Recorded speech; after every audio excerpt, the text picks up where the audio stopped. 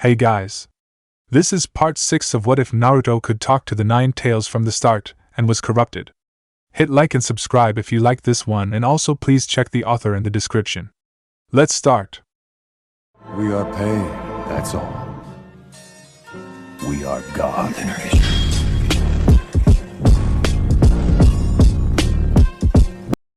Chapter 39. Can you keep up with me? Each combatant falling into the chasm saw a rocky river when enveloped by the darkness. Kiba and Ino attached their feet to the ravine wall, skidding to a gradual halt. The Naruto clone brought its fingers together and created a literal ladder of other clones to swing away the force of its fall as well as lower it onto its feet. Sakan, concentrating chakra into his legs, let his dot-like curse seal spread over him to enhance his physical integrity before he hit the ground. "All right," Sakan said, raising his fists and turning off his curse seal. "Let's see what song I can make from your bones." His face scrunched when the clone dispelled the others, plopped down on its stomach, and playfully waved its legs. "What are you doing?" "Watching the show." It pointed in the direction of the opposing duo. "Go ahead, you can take him." "Hey!" They yelled in unison, Akamaru joining them with growls. It scoffed as it pointed at Kiba. "I beat you when I was more than half dead after you doped yourself and the dog." Shifting to Ino, it squinted. "And Sakura beat you without even trying." Looking back to Sakan, it directed him towards them. "We've been training." Kiba, taking out a soldier pill, yelled. "That what you call doping?" Shaking his head, he set Akamaru down with the pill in his mouth. "How the hell did no one see an asshole like you turning traitor?" Ino slapped him, to everyone's surprise. "Naruto is not an asshole." She frowned. "I used to think the same thing, but I understand now." Looking to the clone, a sad smile formed on her lips. "You've been hurt so many times to the point you hurt other people. It makes yourself feel better, and it makes you feel less lonely." Its stoic face didn't deter her. "There's so much love and warmth in you deep down." Tears welled in her eyes. "That's why you want to destroy the village." "What?" Kiba squinted. The clone scowled. "I swear, if you're going to try to convince me to go back, you..." "No!" She held her hands close to her heart. "I can feel your chakra, Naruto!" The tears streamed down her cheeks at the raging storm. "It's too late." Wiping away her tears, she sobbed. "Far too late." "Oh." It hummed. "Thanks, I guess. That'll be one less useless, stupid lecture for the main man to remember." Kiba stomped his foot down while a red Akamaru growled. "Hell no! It doesn't matter what he feels. You can't just say and do whatever you want. Like your sister?" It smirked at his cry of frustration. "Fuck you!" Crouching down for Akamaru to jump on his back and transform, he snarled. "I'm gonna tear the real you apart." It looked toward its ally. "Why didn't you interrupt?" "I was enjoying the drama." Sakan stepped forward. "Leave it to me," Ino said, bringing her fingers together into the special Yamanaka seal. "Oh hey!" It tilted its head at the sign. "You tried to use that against Sakura, right?" It blinked when she slumped to the ground. "Was that on purpose? What in the world is this?" Ino looked down at Sakan's body. "Why do I feel like someone else is in with me?" "Sakan?" A voice right behind her said. Kiba, Akamaru, and the Naruto clone's eyes widened. "What the fuck?" She turned to find the other head staring at her, having shifted to the side of hers, and screamed. "What the hell are you?" Stepping away, the other head stayed in place, seemingly generating an entire body complete with identical clothing. "What have you done?" The doppelganger glared at the body of his twin. "With Sakan!" He tackled Ino and pressed her against the ground. "I am so lost right now." Kiba looked to the clone, narrowed his eyes, and parted with the transformed Akamaru to flank it. Standing up, it dusted itself off. "Right with you, brother. You're not my..." He twitched. "I swear, if we didn't have orders, It laughed. "Nothing. You'd do nothing, Kiba." It would have rolled its eyes at his growl if it wouldn't give him an opening. "Like when I said I'd fuck your sister, like when I got to feel her all over when she helped me train for the Chunin exams, and like when I brought her up a minute or two ago." Scoffing, it furrowed its brow. "Wanna why people really don't care how I act? Unlike you, I do more than beat my chest. Stop making hollow threats and do something already. Am I clear? Crystal." He crouched down in a familiar stance. Turning to face him, it closed its eyes, taunting him and letting it focus on the sound of their individual movements. The rocky terrain made it easy to distinguish the crackling stones against the backdrop of the flowing stream. It's how he knew Sakan in his strange state was still fighting off his other head. A synchronized flanking attack aimed at opposing direction carried the risk of them hurting each other. Their jutsu let them fight together better, not read each other's minds. Playing its cards right would turn their own strategy against them. Then it heard the double body man fight stop. Kiba launched himself forward, planted a foot down before he could enter its range, and waited for Akamaru to smash into it like they practiced, but the clone jumped aside, letting him see the other Sakan hold his pet back. He moved to grab him only to lean away the clone's punch. Shifting his weight to his back leg, he turned kicking. It caught his leg and kicked out his other. He caught himself before he hit the ground but couldn't stop it from dropping and securing the upper part of his leg with two of its own, trapping him in a knee bar. The growing pressure in his joint told him what it intended. The Naruto clone let go and stood up when it saw Sakan charging. "What the hell is wrong with you?" It leaned out of a punch, turned on its heel, and thrusted its elbow into his gut, missing the intended target of his liver, while Kiba scrambled to his feet. Sakan's second head turned back from the transformed dog and saw the first clutching his stomach. "Hey, don't hurt my brother. He was trying to hurt me." Bounce stepping towards Kiba, it jabbed him in the face. "Who are you?" "Yukon." He activated his cursed mark and threw Akamaru at his owner, forcing Kiba to catch him.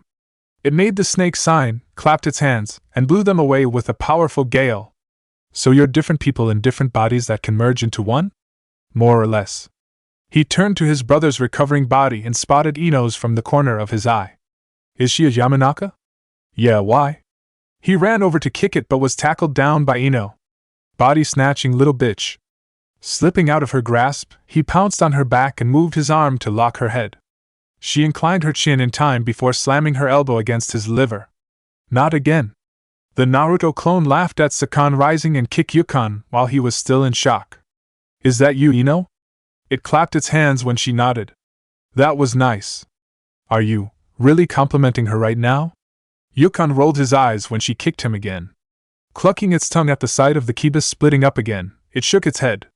"When are you going to learn that's not going to work against me? I have your clan taijutsu figured out, your strategies are basic at best, and our strength is about the same. Fight smarter, not harder." "Seriously." He grabbed Ino's leg in the middle of another kick and rose before throwing her off balance. "Why are you giving him advice?" "Because it's just embarrassing at this point." It punched a spiraling Kiba out of his clan's signature attack.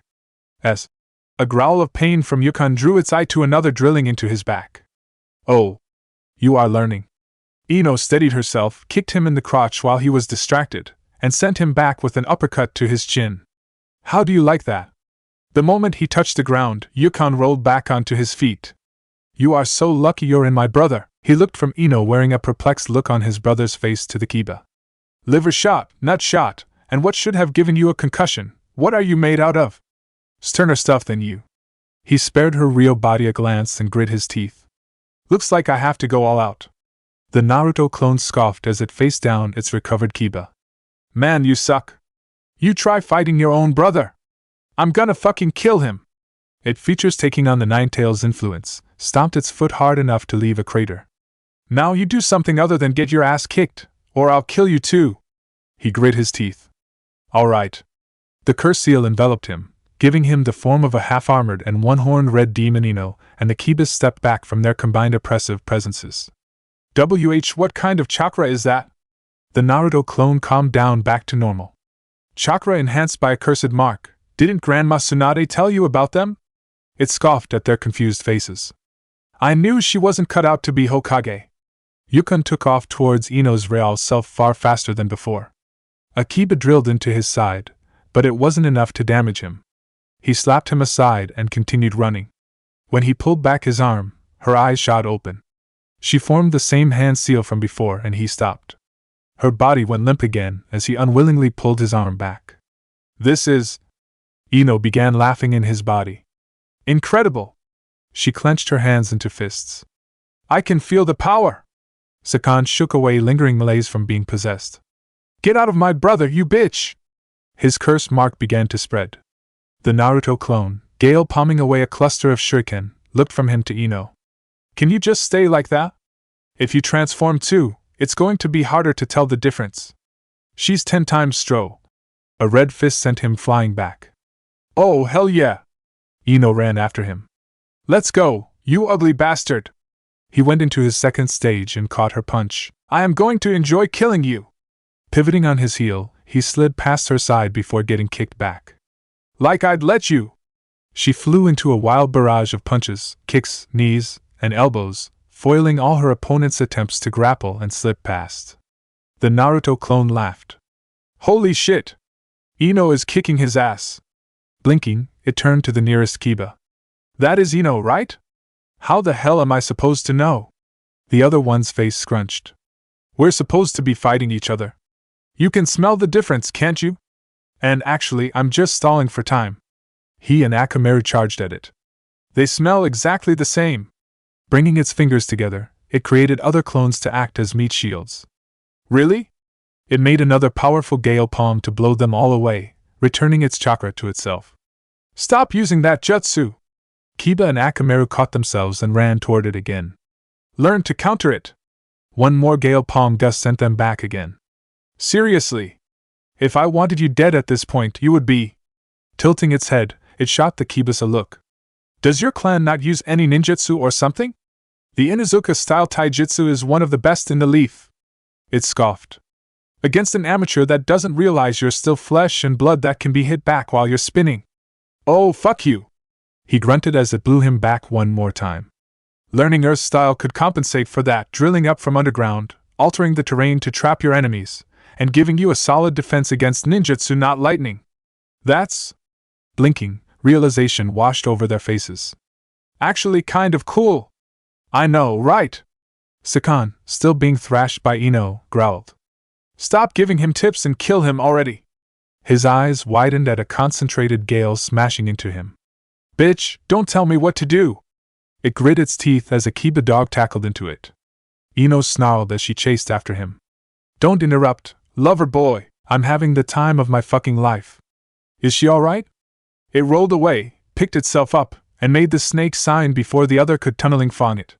Think it's that freak's body. His eyes narrowed at the increasingly familiar seal. Asshole. Sakan raised his hands to block. I can hear you. Kiba and Akamaru rooted themselves to keep from being blown back again. Sorry, Ino. I'm Ino. The other yelled. Oh. He stared down the gale palm spamming clone. I think we should run. She scoffed as she hammered away at Sakan. Why the hell should we do that? You heard Shikamaru. They're just going to flank us if we do. They're stalling, and we're not gaining ground. You're the one not gaining ground. It laughed before clapping its hands. She's right. The others are probably done with their fights and catching up. He drew shuriken from his pouch. If we climb out of here, we can turn this from a 3-on-2 to a 5-on-2 or a 7-on-2. Holding them in his hand, he waited for a gust that never came. Good idea, but I know for a fact they're still fighting. It created a clone and drew shuriken of its own. As if I'd believe you. Remembering the fight against Niji, his eyes widened. Oh shit. It threw them while the clone performed the gale palm jutsu. Believe whatever you want. Dropping under the sharp blades, he threw his own. I will. A grin spread across his face when they jumped into the air to avoid them. Well, you're wrong. It shook its head when Kiba spun up after them. When are you going? Claws from the other tore into its back while he changed trajectory to strike its clones, returning its chakra. How's that? He drew a kunai from his pouch and threw it into the clone's side before he began falling. No way you can beat me with a clone. His lips thinned into a line at the bleeding Naruto as they landed, Akamaru jumping back to join him. You're the real one? The clone stood up, put its hand over the wound on its back, and held its blood out with a smile. A fifth of the main man. It grinned at the confused looks on their faces. I used to think shadow clones went away after a single hit, but that was the most cost-effective way of using them. It concentrated chakra into the center of its palm. Never thought of having them last for a while. Burns up chakra and splits my concentration, but I have plenty of that to spare. Rasengan swirling into being with undertones of red, it glanced at the twin demons still fighting with no clear victor. Need a little help? Yes. Sakan yelled, grabbing Ino's punches only to be headed back and kneed in the crotch. Its grin widened before it sprinted toward its target. The other two's luck was arguably worse than their allies. They were facing 3 actual demons far above their literal weight class, their summoner with unknown abilities, and an irritated Naruto clone. Both their minds ran through various strategies, one faster and more complex than the other. When he heard the melody and saw the creatures move, he knew what to do. Get her hands off the flute, I'll distract them. To everyone's surprise, Shikamaru ran into the demon's range. He's plotting something, the Naruto clone said before rushing past the demon's right and catching sight of his assist. Bitch! Tenten pulled back her Dedeo blades. Jerk! She, each swing precise and the beginning of the next, flurried, driving him back. Naruto's non-existent experience with proper weapons transferred to his clones. In terms of pure range, it was outmatched. Their speed, without the original's concentration-heavy footwork, was equal. It'd have fewer issues if its timing was up to par too, but it wasn't. Strength was irrelevant in the face of sharp, whirling swords. Fighting directly wasn't an option. Shikamaru jumped aside from a body slam from the mummy demon, attached himself to a tree branch to avoid a slash from the claw one, and let himself fall out the way of the last colossal tree-demolishing club, leaving himself open in the air. Now would be a good time. Not so tough now, huh? Tenten's next swing went wide, like an amateur's assumption of what a weapon's swing should look, and sent her sword flying toward Taiya's flute. Taiya in the first stage of her hook-like patterned curse seal leaned to avoid the blade, but the point nicked the instrument itself, separating her lips from the mouthpiece with a fraction of its force. Cunt! I was about to say that. The Naruto clone stepped back from far faster two-handed sword swings while Shikamaru formed the rat sign and extended his shadow. Shadow possession jutsu. He smirked when the giants froze. Complete. It reached into its pouch and pulled out a kunai. Time to improvise. Dodging another swipe, it blew wind chakra over the black metal and held it up for the next. Tenten's eyes widened when her sword was half cleaved by a glowing blade of wind. What the? Oh, hell yeah! It grinned before giving her a taste of her own medicine with far sloppier slices. I want that! She analyzed its attacks and especially its blade with interest. And you're using it wrong! Stepping in as it slashed overhead, she let go of her ruined blade in favor of its wrists. What jutsu is this? Vacuum blade. It kneed her between the legs and held up its wind sword for an overly dramatic finish before jumping back from a giant swinging club. What's the big eye? It clucked its tongue at the 2 solid shadows of the giant. Think you're so smart, huh? Taiya made the seal of confrontation, dispelling her summons. Making me waste my chakra, you pineapple-haired dipshit! Shikamaru, still in his stance, smirked. I was taking out 4 pawns with one move. The Naruto clone grit its teeth and struggled to move. You lazy son of a bitch! Glancing down, it saw its irregular shadow. Have him hand over his sword! Tenten walked over with a bulging vein on her forehead. It scoffed as it was forced to do so. What the hell are you mad about? She took the vacuum blade into her hands and glared at the clone. You hit me in the crotch! Drawing her arms back, she prepared the finishing blow. Wait until I let him go! Shikamaru yelled. Any damage done while my jutsu is in place transfers back to me. Tenten looked back at him. Oh, right. I'm ready when you are. Taiya shifted into her cursed mark's second state, turning a few shades darker, sprouting jagged horns that ripped through her hat, darkening her scara an inky black, shifting her eyes from brown to gold, and growing her hair down to her lower back. You owe me! Putting her flute to her lips, she blew a strange and foreboding tune. Both leaf shinobi dropped onto their knees and whatever they were holding. The woods around them faded into a red world with bones littering the ground. Chains from ripping tears in space bound their legs, arms, and hands. Searing agony filled their beings when the flesh of their bodies began to melt. Terror flared in their eyes and screams left their lips at the worst pain they ever experienced. The Naruto clone dropped to its knees but was spared the same torture.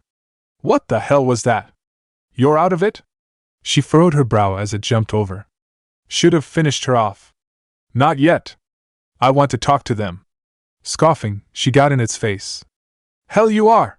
A backhanded slap made her step back. It narrowed its eyes. I said I want to talk to them. I didn't say I needed you alive to do that. Asshole! She put a hand to her cheek and flinched when it stepped toward her. No amount of borrowed power will ever beat me. Tilting its head, it got into her face. Are you going to be a good bitch or do I have to prove it to you?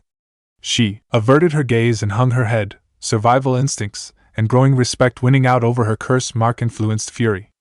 Why yeah. Shikamaru, having broken his finger with his shadow to snap out of the genjutsu, scrunched his face at the domination.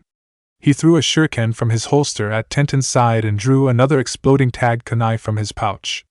Their combination of close range and long range was optimal, but a genjutsu like that was too powerful to leave its user be.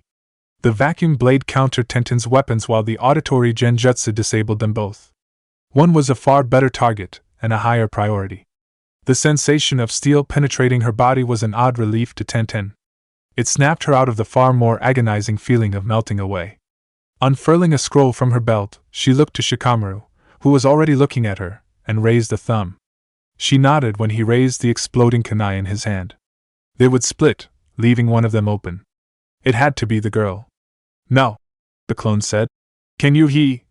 Wood getting pierced and the faint sound of sizzling emerged from a tree by them.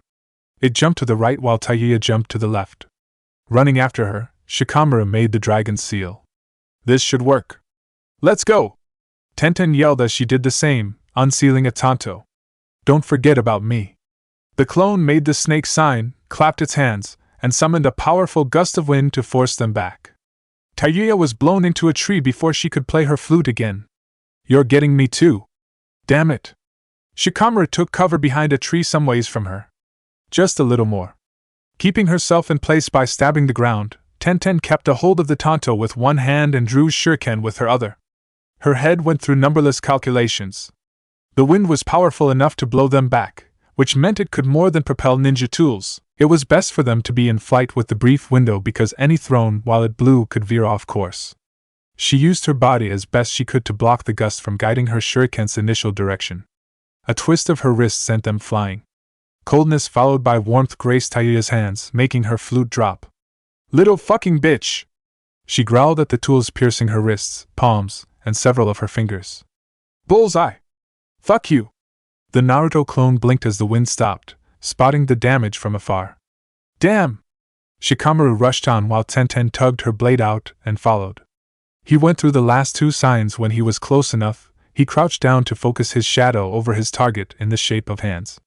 Tenten charged at the constricted girl with the tip of her blade pointing to her heart. It was a masterstroke on both their ends. Guess this is me repaying a favor. It went through the signs of the gale palm and stuck its hand out in the path of the running kunoichi, blowing her far back with a concentrated gale. Oh! He clucked his tongue at his fallen comrade partially inside a tree as the clone's attention shifted to him. This is bad. It laughed before jumping from branch to branch over. I know you can't hold on to that for long, so I'll ask you here, do you really think what you're doing here is right? Since when did you care about doing the right thing? For a while I actually did, but that didn't work out. It frowned. Answer my question. He looked down. It doesn't matter what I think. If you leave the village right now, chances are a war is going to break out and kill thousands of innocent people. Furrowing his brow, he strained to restrict Taiya. And even if you do survive Orochimaru, the other villages are going to hunt you for the rest of your life. They won't be nearly as forgiving as us. A growl built in his throat. Destroy the leaf, and the entire world will turn against you out of fear. Just come back, Naruto. Never figured you to be an obedient tool. I already knew all of that. Then are you planning on giving your entire life to revenge? It shook its head. I'm going to have a family. A smile formed on its lips. If I have to destroy every village and kill countless people for the freedom to do that outside the leaf, I will. Do you even hear yourself? You're insane. What's insane is looking down on someone since they were born for the crime of being made a weapon. Sitting down against the tree, it looked up into the blue sky. I didn't do anything wrong, ask for this, or really chose life as a shinobi. That was all forced on me, and I refused to be a victim. If you want to stop me, fine. I'll just kill you along with everyone else. Then why haven't you? Pursing its lips, it looked down. Do you remember visiting me in the hospital? Yeah. He laughed, tired and weak. That day was crazy. I never thanked you for being there for me. I was hoping for Anko-sensei, but really, I was hoping for anyone, and you were there. It gave a sad smile. That actually meant a lot to me. Huh? Taiya scoffed. Bend him over and fuck him, why don't you? A growl-like hum purred in her throat at the image. That'd be kinda hot. Bitch, we were having a moment. It dropped down, crouched, and put an arm over his shoulder. Can you kill her already? It whispered. Aye. He blinked. Wait, what? Groaning as her pain subsided, Tenten picked herself up from her embedded position in a tree. The tanto in her hands was in the grass, having dropped it when she hit wood. She crouched to retrieve the blade and nearly fell over. Throbbing in the bottom part of her chest told her something was either ruptured or broken. It would do no good whatever the case. Close combat was no longer an option for her. The clone rolled its eyes. You heard me. Kind of impossible at this point. I'm running out of chakra. How the hell were you planning on taking the main man? He grit his teeth. Strategy, you dick. Chakra reserves aren't everything. I mean after Kimimaro. It grinned at his strained face. He is a massive pain in the ass to fight, even if you all gang up on him at once. Well, I'm not telling you. His jutsu broke. Ah fuck. He stood up to run, but the clone tightened its grip on him. Looks like it's time. Taiya bit the shuriken in her hand and tore them out one by one. She stepped toward Shikamaru's position but took cover behind a tree from a barrage of shuriken. I was going to beat that annoying gay pineapple to death, but it looks like us girls are going to have some fun while the boys play. Grinning, she rushed from trunk to trunk ever closer to her. Is it weird that I think that's kinda hot? The clone asked. It furrowed its brow at his look. I mean that she's going to fuck up Tenten all psycho and shit. I'm not gay. Tilting its head, it hummed. Are you? Seriously, what the hell are you doing? He struggled out of its grasp with no effort, went behind a nearby tree, peeked out, drew a kunai, and threw it into Taiya's back while she ran behind another trunk. Snarling, she turned back. What the fuck? She stayed behind the tree, choosing to dodge Shikamaru's average throwing skills than Tenten's far greater. He hit me in the nuts. It yelled and walked out, clutching its groin for emphasis. Why would you do that to me, man? Troublesome. He, clucking his tongue, checked his last explosive tag. Their biggest obstacle was resistant to them, but there was a small chance it could come in handy. It was still just a chance, and none were facing him yet. Holding out for a slim possibility not even in reach was foolish. Using it was the wisest thing to do. The clone didn't intend to wound Tenten too much, but it lacked the full Naruto's precision. Its intention was to blow her back and fix Taiya's attention on their conversation, leaving an opening. Shikamaru could devise a plan to take it out, but it was absolutely certain Tenten couldn't take Taiya alone if he was rendered unconscious early. Her genjutsu alone would have likely killed them if it didn't stall. It and the rest of the clones were also on a time limit. All the sound ninja needed to die, and the real Naruto needed his full concentration if he was going to take out Kimimaro himself. Chapter 40. Bad Situation. Hospitals were dour, morbid places. Crispy white, sterile, and filled with odd smells from chemicals used to keep everything sanitized. Groans and whimpers from the ill and wounded murmured through the walls. It made the cheerful cries emanating from one room all too strange, inappropriate even. Although, there was cause to celebrate. Take it easy! Tsunade set her hands on her patient's shoulders and pushed down without her super strength. You're still recovering. Her eyes widened when he hugged her, unintentionally burying his face in her breasts. Thank you, Lady Hokage! Tears seeped from his eyes. This means everything to me. She, raising an eyebrow, returned the hug and patted his back. You might want to lay down to keep it then. I will, Lee sobbed. The door slammed open, revealing an Umbu. Lady Tsunade! He fell to his knees as a sign of respect. Shizen has returned with Genmai Shiranui and Reido Namishi, who have been horribly injured and are awaiting treatment. Pulling Lee away, she turned to the Umbu. I guess I am already here. She shrugged before walking out, the masked ninja making room for her. Beats paperwork. Her eyes shifted to the girl waiting on the outside seat. You stay until I come back. Yes, Lady Hokage, she said. Lee, doing a handstand, peeked out several seconds after they left. Hinata Hyuga? He blinked when she nodded. What are you doing here? He looked around. Is Niji visiting? No. I may have gotten Naruto in trouble. What kind of trouble? She winced. Ninja from the Sound Village approached him offering a place with Orochimaru.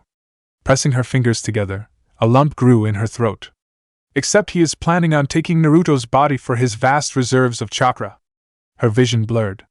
I defeated him to stop him from going when I thought it was just a position BU. Touching the ground with his feet while still having his hands planted, he shot straight up. You defeated Naruto? Yes, congratulations. He clapped his hands together. You have my envy to go with my respect. His eyes widened. Wait, did something else happen? I let him go after we. Blood rushed to her cheeks as she smiled in pride. Joined as man and woman.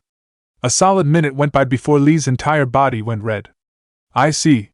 He ran to the window of his room and threw it open. I'll retrieve him this instant. Wait. Right. He zoomed back to her. Where is the hidden sound village? The land of rice. How do you not know? She blinked when he disappeared in a blur of green. Oh no. Hanging her head, she whimpered. I did it again. Lee stored a bottle of what he mistook to be medicine into his pouch as he streaked through the village. Hold on, Naruto. Heartfelt tears emerged from his eyes. I'm going to save you from yourself. One of the hospital staff stepped into his empty hospital room and looked around. Where did Rock Lee go? To join the rest of his team. She half lied. He shouldn't even be moving after such an invasive operation. Shaking his head, he walked down the hall. I need to tell Lady Tsunade. She stood up. I'll do it. Gulping, she looked down the hall. Where is she? Likely with new arrivals. He led the way. While it was unwise, the retrieval squad needed all the help it could get. Lee was more than willing to, even if he didn't understand the full situation. He was yearning for action and a chance to prove himself. Hinata winning against Naruto showed it was possible, while Naruto winning against Neji did the same. This was something he couldn't let pass without taking part in. Kimimaro and Naruto kept going without saying anything. Both could feel a tension growing between them. Orochimaru wanted Naruto's body, but they knew he wasn't the type to go along willingly. The latter was now deceiving the former. It was difficult to tell if he hated the leaf so much he would risk everything for the chance to destroy it. Like all good lies, his unsaid one was based on truth. Naruto frowned when they stopped in an open field. Is this the place? Actually, this as far as I go. Kimimaro pointed ahead with his makeshift weapon. You are to wait at the Valley of the End. What's that? A natural border between the Land of Fire and the Land of Rice created by the last duel between Hashirama Senju and Madara Uchiha. What a melodramatic name. You've been quiet. Naruto blinked. He stared unconcerned. I'm not one for small talk. Are you planning on dying here? No. It's best if I eliminate all pursuers. After I'm done, I will join you and Lord Orochimaru. Well? His eyes widened at an influx of memories and fatigue. That fucking douchebag. Looking back, he scowled. Fat ass and 6 arms are dead. A growl built in his throat. Neji. You too, Shino. Pieces of shit. Go on ahead. I'll take care of them. Naruto shot him a look. What are you plotting? Setting up a camp anyone could track us by, taking it slow in the woods, leaving those Jonin alive, and stopping here to mop up stragglers after leaving behind your uppity fodder? Either you or Orochimaru wanted someone after us. I could ask the same of you. One of his white brows raised ever so slightly. Got no idea what you're talking about. Whatever the case, Lord Orochimaru is more than capable of handling you. That's so? Naruto narrowed his eyes. I don't see him here. Is this really what you want to do after coming so far? He shrugged. We never did get to finish our fight. A grin spread across his face. And I did almost kill you the first time, remember? That trick won't work again. Right now, you're a third of what you're actually capable of. Defeating me isn't a possibility. Why don't we test that theory? Holding out a hand, he concentrated chakra in the center of his palm. Kimimaro did not move an inch when the Rasengan whirled to life. If you were going to use that, you would have chosen a different range to better negate my close quarters advantage. I can easily slit your throat or stab your heart from this distance. You're no fun. The swirly death ball dissipated into nothing while he turned to the direction of the valley. Guess I'll leave you to kill each other. A hand on his shoulder stopped him. I want you to take care of you though should I die here. Looking back, he furrowed his brow. The bats hit crazy sage kid Enko-sensei found with Orochimaru? That is Yugo, yes. And why should I do that? Because I'm asking you as a man and an enemy you fought against. I hold nothing against you, whatever your true intentions. Lord Orochimaru's will is Lord Orochimaru's. He knows full well every plan you could ever devise. Yugo needs guidance. He's much like you, prone to nonsensical outbursts yet gentle at heart. Asshole. He patted his hand. Fine, I'll watch out for your boyfriend, but only because that sage stuff interests me. He took back his hand. Good enough, I guess. Watching him sprint away, he hummed. The best I could hope for, really. Retarded fucking lunatic. He shook his head as the wind flew by. Why do I meet so many and end up liking them after everything? The laughing in his head made him cluck his tongue. You're becoming one of them. After all of this, are you still not happy with me? On the contrary, I am brimming with joy and excitement I have not felt since my earliest days. Naruto raised an eyebrow. Then why haven't you said anything? Far too interested in watching this play out to commentate. The memories of our remaining halves can't come soon enough. I hope they kill at least one of them. I only really wanted Neji and Sasuke to die. He scowled. Guess I can add Shino to that list. You have no idea how relieved I am that girl didn't change your mind. I was worried you'd go down the same path as Kushina. In a way you have, but you're not letting that love become your world. The greenery ahead blurred. Love is what I am. I realize what they meant now. He laughed, happy and sad. Kimimaro turned at a single figure emerging from the woods where all the fighting was. If you've come for Naruto, I'm afraid he's already gone ahead. That's fine. Sasuke's hands went through Seal's. I'll catch up with him. Go on then, I won't stop you. He gestured to the other side of the clearing.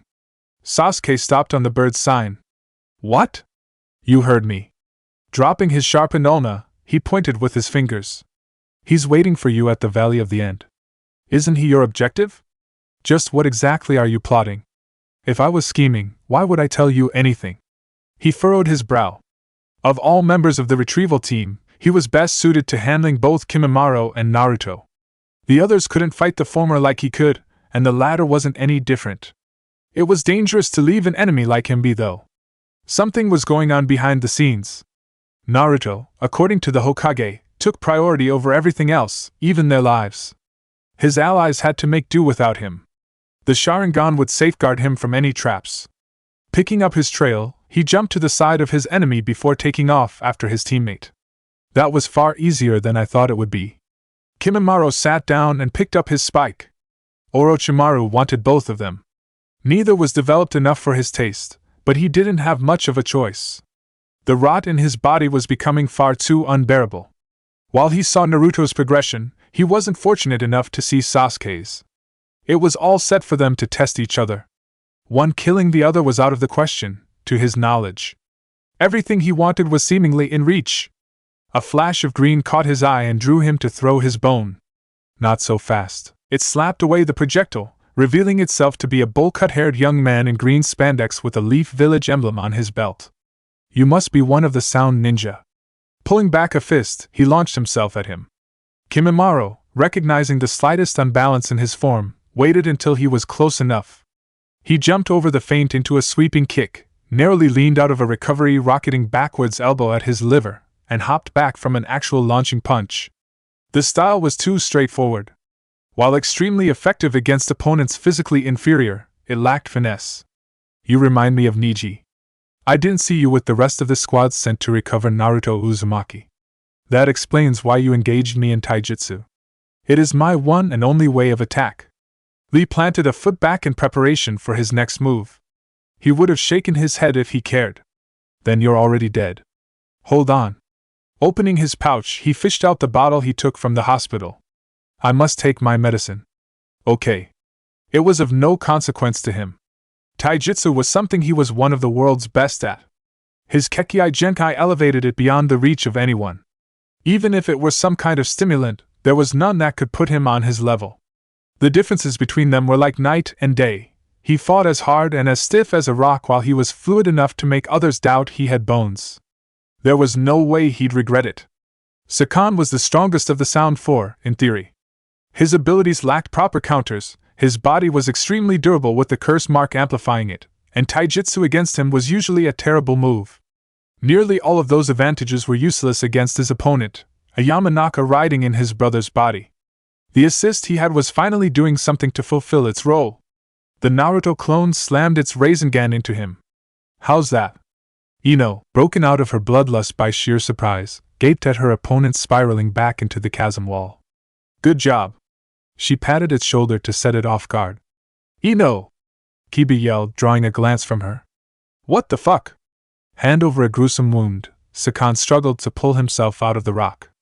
You hit me, dumbass! Wait, what?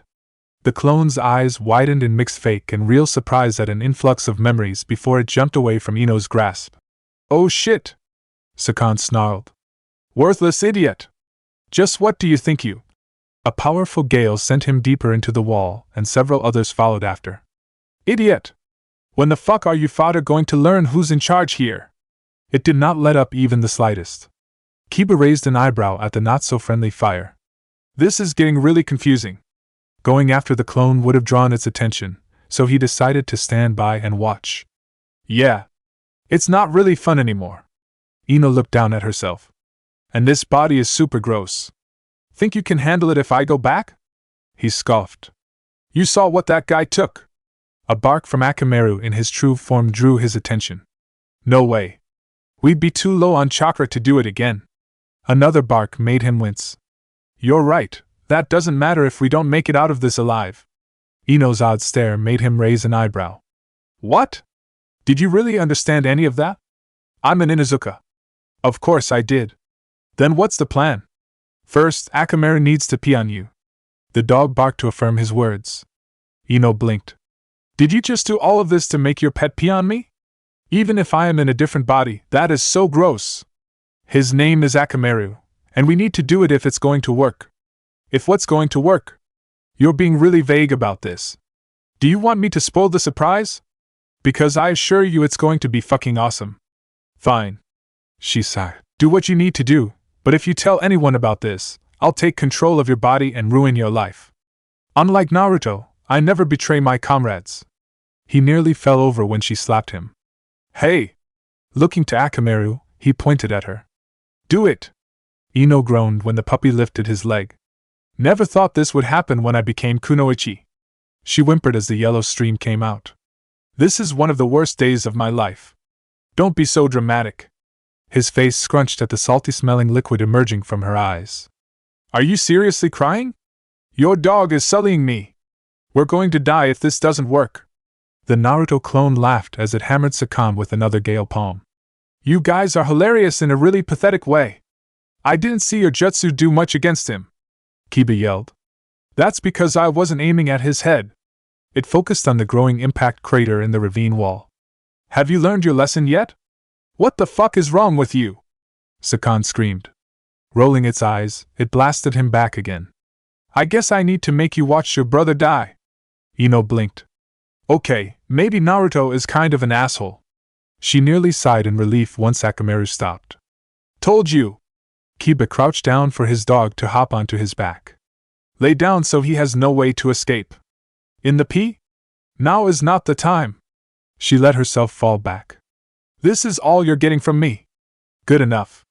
He closed his eyes and formed a reverse ram seal while her consciousness returned to her body, concentrating his chakra on combining their forms. What are why? The Naruto clone turned and widened its eyes at a giant growling two-headed white wolf. Holy shit! Yukon caught himself with his hands and feet before springing himself back. Please! He bit into his thumb. Kiba and Akamaru drilled into him as his fingers shifted into the boar seal. They shifted course down, pinning him against the ground. From what they saw his brother endure, stopping was out of the question. Neither could until he was either dead or split in half. Rocks cracked and split under their sheer force. Their white fur was splattered with red. A long, agonized scream filled the air until they felt earth rather than flesh. They jumped back from their victim before returning to their normal forms spent and drenched in blood. Ino's eyes looked as if they would pop from her skull. What in the world was that? Fucking hell, man! The clone stopped to laugh at the twitching halves left behind. You didn't know that during our fight, did you? That was hardcore. Yukon! Sakan ran out of the ravine wall to his brother while it was distracted. Kiba grit his teeth. Now how the hell do we kill that one? He looked down at the normal face of his kin. You're going to be alright. Shifting out of his second stage, he embraced his other half. Just leave it to me, like always. Their bodies began to join again, saving Yukon from certain death. You've gotta be fucking kidding me. I'm going to kill you, you son of a bitch! He charged out of the crater. Ino! Out of range! She yelled. Damn it! The Naruto clone shook its head as it brought its hands together. Really should have gone for the head. Die! Sakan's fist clunked against wood rather than flesh. What are you guys doing in this ravine? A vaguely familiar figure walked out from behind a rock. Do you have any idea how confused I was when I heard a ruckus in a dark chasm? Ino squinted at the figure. Puppet sand guy? Kabuki face? The Naruto clone's eyes widened. Is Gaara here? Kankuro twitched. My name is Kankuro, and he went up ahead closer to the land of rice to stop you himself, but it looks like I'm the lucky one. Stay out of this. Sakan put his weight on a heel to pivot, but the puppet held him with its arms. I'm under strict orders to assist in the leaf's retrieval of Naruto Uzumaki, and you're in the way. He walked behind the two-headed young man and held out his arms. How about a hug? Oh, fuck you. Rude. His body cracked away, revealing another odd-faced puppet. Kiba raised an eyebrow at the odd display while Akamaru tilted his head. I don't know what you're about to do, but that guy can take a lot of damage. Kankuro emerged from the bandages behind it. No worries, I've got this. With a flick of his fingers, the stomach of his second puppet opened. Are you just going to stand there and watch? Ino asked in her normal body, turning to the Naruto clone. It held its hands out. If either of them couldn't beat one of you guys, what's the point of helping out? Scoffing, it watched Sakan and Yukon be shoved inside. Just another piece of shit that doesn't know his place. You slammed him with that swirly thing and kept blowing him back with wind. Even if I didn't, he wouldn't have gotten past you. Kiba could have taken care of him if you focused on me instead, but he might have reached the real you. She raised an eyebrow. Why didn't you attack my body? Blinking, she tilted her head. Why aren't you attacking me right now? Let me out. Sakan yelled. Kankuro made Kurasa split apart and emit blades from its separated limbs. Now why the hell would I do that? Waving both his hands, he slotted the limbs into the small openings in Kurori. A pained scream filled the air for a few seconds before fading into silence. Blood oozed from the nooks and crannies of the larger puppet. It vaguely resembled a children's toy where the goal was to stick as many toy swords into a barrel until the figurine inside popped out, except what came out was nothing but red. None of them could tell if he was dead though. Can you do that a few more times just in case? Kiba asked. Sure. He brought the blades in and out 3 exact times, each more vicious and squelchier than the last. Ino winced at the growing pool beneath the puppet. That was a bit much, don't you think? You saw what that guy took. Kiba kept his eyes on its stomach. Don't even know if he's dead in there. The Naruto clone squinted at them. Did you all really forget about me for that trash? It looked to Kankuro. Why is Gaara trying to stop me? He thinks you're making the wrong choice. Said you'd understand what that meant. He maneuvered Kurasa back in one piece.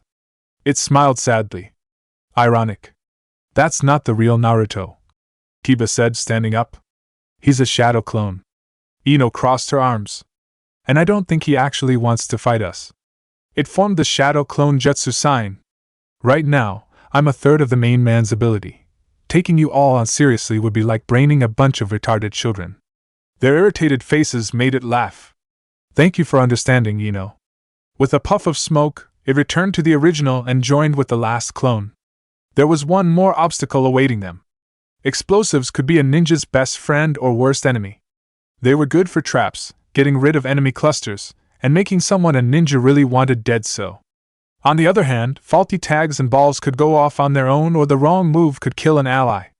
Kunai with tags tied to them could be caught and used against throwers, like one was against them.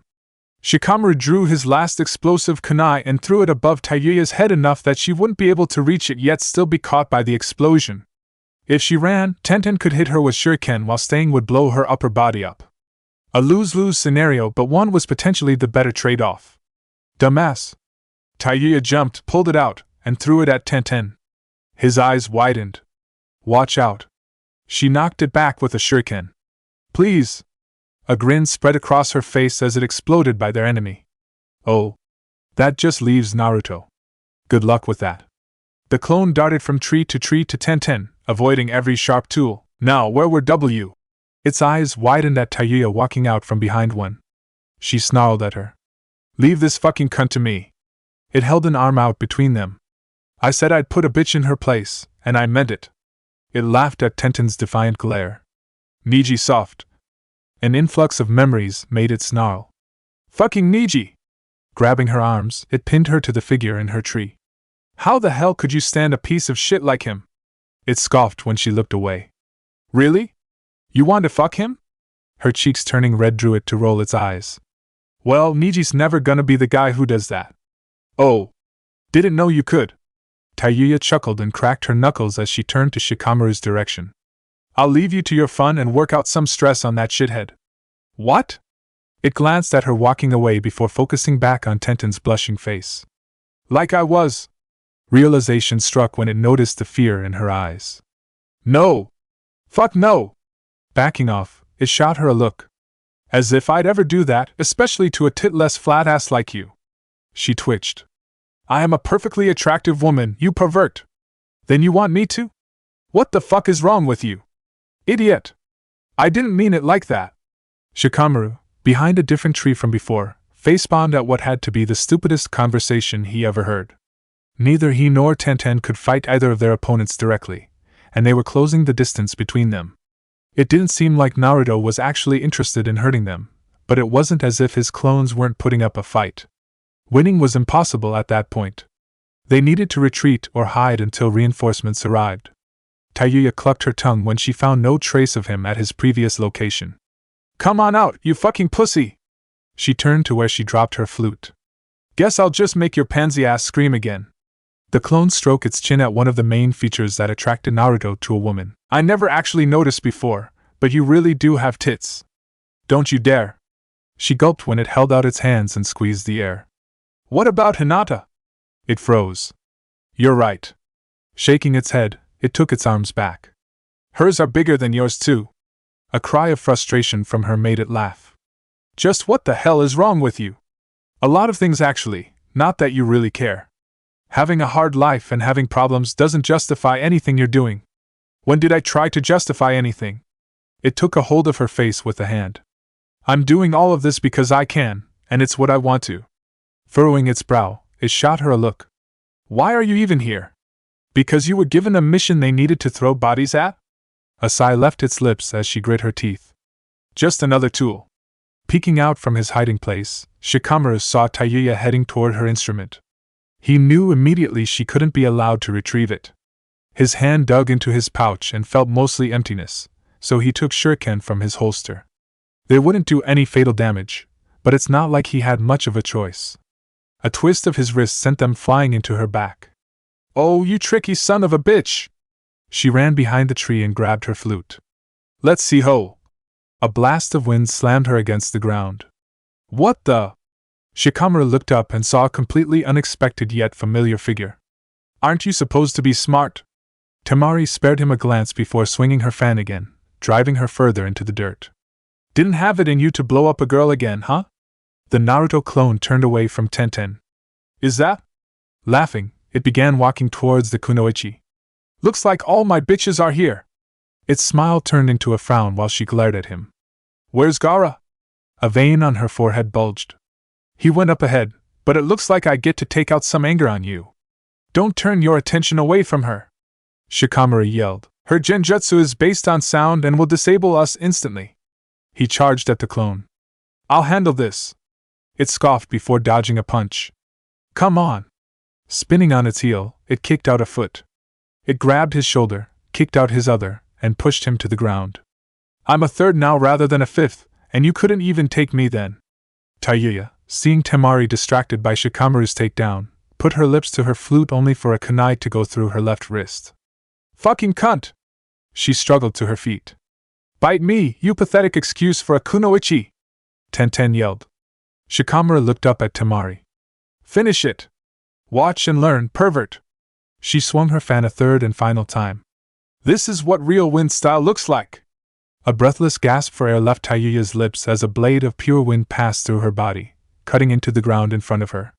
Sensation from her left shoulder to her right side was replaced by immense pain. Her eyes widened at a flood of coldness and the wild beating of her heart. Everything went black after a few more seconds. The Naruto clone looked from her bottom half to her top, both returning to their normal appearance, and shook its head. What a waste of good pussy! It rolled away from a cluster of shuriken before taking cover behind a tree. You are so lucky we have orders to turn you in alive! She jumped down from her branch. It scoffed. I'm a clone! One last stream of memory made it cluck its tongue. The last one! Groaning, it peeked out at Shikamaru. Kimimaro could run through every single one of you at the same time like it's nothing. Temari smirked as she pulled back her fan. If that's who's waiting up ahead, Gaara will make short work of him. He would last a minute at best. It shook its head before it made the shadow clone jutsu sign. The main man isn't going to like this, and you're all going to fucking die if he decided to stay behind. Oh please! She swung and cut through the tree, but it was already gone. None of them were prepared for what was up ahead. Only one of the Narutos fought with the intention to kill and refrained from assisting. Power wasn't everything in a fight, but their opponent had it and plenty of skill to match. Unfortunately, their perfect counter to his abilities went after their objective without them. It was something they'd likely agree upon if asked yet come to regret. Chapter 41, Goodbye. Loneliness and longing was a part of Anko Mitarashi. She couldn't help something she was born into. For the greater part of her life, that was alleviated by men. It began with Orochimaru, then shifted to Sarutobi, and finally landed on Naruto Uzumaki, a young man who shared the same emptiness as her. Having someone to sleep beside and go home to meant more than the world to them. Few other people could understand what that was like. Fading warmth in the night told her something was wrong before her eyes did. Naruto? Yawning, she slid off her bed and stretched. Naruto? Her eyes narrowed at the answering silence. Not once did he ever leave while she slept. Where the fuck is my cuddly wuddly? She bit into her finger, went through several hand seals, and slammed her hand into the bed, summoning a swarm of regular-sized snakes. Find my bedmate. A blue snake with green eyes looked up at her. You were sleeping with a little boy. And who are you supposed to be? She blushed and squinted at him, while the rest gave him looks. My name is Aodie. You are Anko Mitarashi, right? Yeah. Scowling, she pointed where Naruto usually was. Now shut the fuck up and do what I tell you to. I'm not in the mood. He joined the rest in slithering over the spot. Apologies. They slid down together and down the path the Naruto clone walked, stopping in the hallway. He appears to have vanished out of nowhere. She walked towards them. What do you mean? His heat and scent are strongest by his side of the bed. This trail we follow is weak and the only one. Either he vanished or found a way to eliminate his scent and his heat signature, the former of which is impossible unless he used some kind of jutsu. That's... Anko twitched. Oh, that's sneaky, cheeky little shit. A shadow clone? Just what do you think you're trying to pull on me? She ran back and threw on her coat before walking into the swarm, prompting the snakes to slither up and over her body. The way you've been acting lately. Her memory of his clone's words made her grimace. What the hell do you think you're doing? Following the clone's trail out her place, her mind turned to the worst. The world's going to pick and chew you apart, kid. It was too late. Naruto stopped on a tree branch when the memories and fatigue of his second-last clone streamed into his consciousness. It went about how he expected it to, not that he saw Yukon's existence or Kankuro's assist coming. The clone set against Sakura and Choji wasn't into the fight at all, but Sakura's little trick showed promise, and he would have never expected Choji to do anything close to what he managed. Niji and Shino, to his conflicted glee, were good thinkers with abilities that wouldn't work on Kimimaro. Shikamaru, Braid Bun Girl, and Sasuke's abilities were the last to gauge. Don't let Shikaka's brats slow you down. I'm not. He put a hand on his back where Akamaru spiraled into him, and the other on his side where Kiba threw a kunai. Just getting my bearings. Oh please, you've been through worse. Scoffing, he looked forward. Whatever you. The actual last clone's experience made him turn back. Don't. You. Dare. Gaara, Shikamaru, Sakura, Choji, and Ino are going to die. As will the Uchiha, Bug Hive, and the uppity slave. If you turn back now, all of this would have been for nothing. They'll imprison you where you will never see the light of day or that girl ever again. Take the good with the bad and leave. You were probably going to have to kill them all anyway once you returned. But isn't this what you wanted? You knew it would come to this eventually. Enough sacrificing and concerning yourself with others. There is no one else in this entire world that will ever put your interests first, save that girl. If Kimimaro lives, he could tell Orochimaru about her. Then kill him after he's done with them. The Naruto! Let go! Your ties with them give you far more suffering than they do joy. The more you cling to them, the more painful their loss will be. He clenched his eyes shut. I know more than anyone else they could never be what you want them to. You're right. Opening them, he turned back to the land of rice. There's no point in turning back or saving them. His heart sank. It was always going to be like this, one way or another. Better they die here than get in my way later.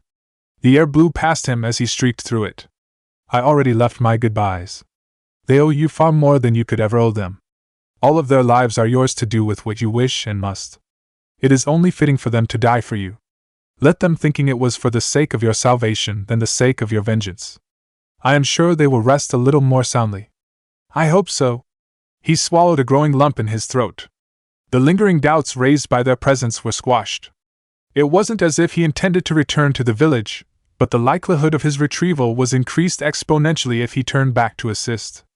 Leaving a clone to help would have raised more doubts in his mind, even if it would help his own chances against Kimimaro if he survived. Things were better for him that way. Little did he know what came next. In a large hospital room, Tsunade stared out the window at the village she ruled over, specifically Hokage Rock. Ginma was bedridden to her right while Rado lay with all his limbs in casts to her left. Shizen, who she punished while giving a break in the form of a mission, stood by her side.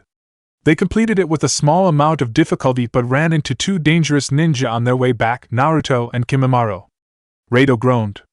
Lady Hokage, please tell me I misheard you because I could have sworn you said you sent a team of genin and rookie chunin after Naruto Uzumaki. You heard her. Ginma could still feel the path of the makeshift weapon that skewered him. We should send whoever we have left after, even if it might leave the village open for a few hours. That's unthinkable, and you know it. Shizen said. And chances of us having a village to leave defenseless if this fails goes slim. Tsunade's eyes lingered on the visage of Minato Namikaze. I've taken precautions should the retrieval team have difficulty or fail. She raised a hand to her chest where her grandfather's necklace usually rested. The rest is up to them.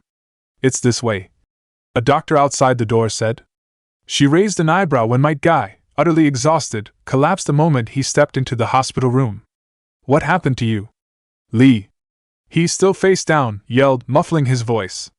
Raising his head, he gave a pleading look to Tsunade. How did Lee's operation go?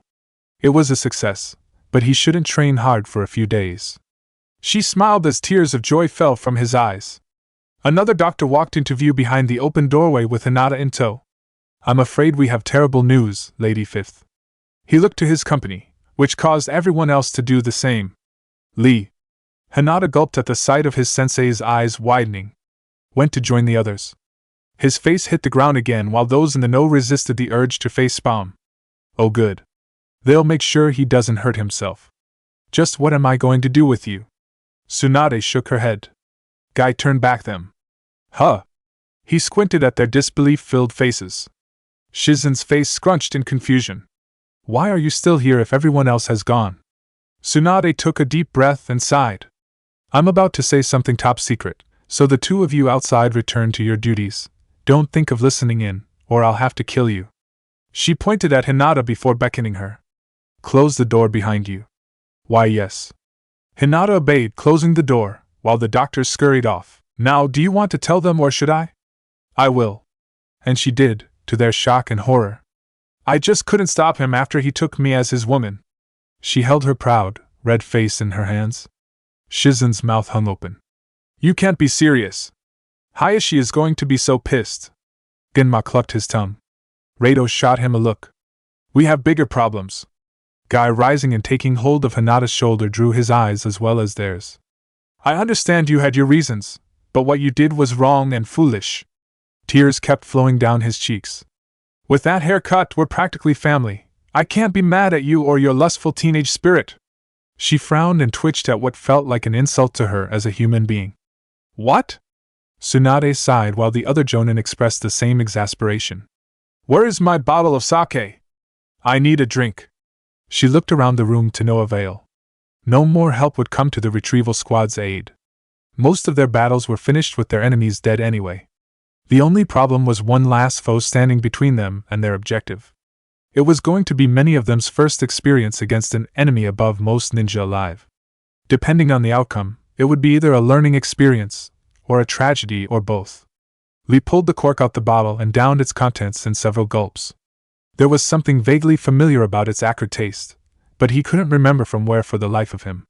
Medicine was almost always bitter anyway. He took a step toward his opponent before swaying back, overcome by a strange unsteadiness. Time for you to die, I suppose? Kimimaro walked forward. What are you looking at, freak? Lee stumbled from one foot to the other and charged. Here I go!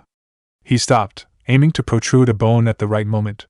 When his foe's stumble flipped forward, he drew his arm back for a stab.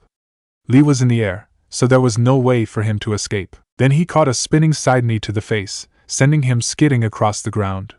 His eyes widened when he finally stopped several feet away. It took him out of the fight completely. Lee, standing on his hands, waved his feet. Aya? He swayed, nearly falling onto his side. Did I hear you? An uneven hum rumbled in his throat. Didn't you saw I was already dead? I did. Kimimaro raised a hand to his bleeding nose and stared at the unusual sight of red on his hand. I'm going to kill you now. Then do it. He dropped as his enemy shot fragments of bone from his fingertips. Whoops! Springing back to a handstand, he avoided a second volley. What was that? Every other bone propulsion failed thanks to their target wobblehand walking out of their path. Why are you waving your hands like a... Tilting his head, he launched himself into a spinning kick that nearly smashed into his eye. Epileptic! A proud smile spread across his face as he swayed out of a bone blade barrage. That's the word! He blinked at the flashing white, dunking under it. Hold on what? Twitching, Kimimaro shifted into a bone-protruding elbow that only grazed his target's cheek. He was tempted to shift into the first stage of his curse seal to stab him with his ribs, but his opponent would adapt to it if he missed. His Kekkei Genkai wasn't instantaneous. It was either by freak accident or insane skill he avoided his drilling bones, giving him the much-needed foreknowledge to avoid them. His first blow landed by virtue of sheer surprise. They were, in terms of taijutsu, on even grounds. I got it! Lee flipped back and leaned out of another barrage of bones shards. You can do bone stuff! He pointed an accusing finger at him. Congratulations. Now die. Creating another sharpened ulna, he prepared for a charge of his own. Lee hicced. You already said that. He raised an eyebrow when he darted forward. I don't think that's going to happen. The makeshift weapon stopped an inch from his heart. Seriously. He, gripping the large bone, pivoted to his side. That all you can say? Kimimaro shifted his legs to entangle his enemies for him to respond in kind.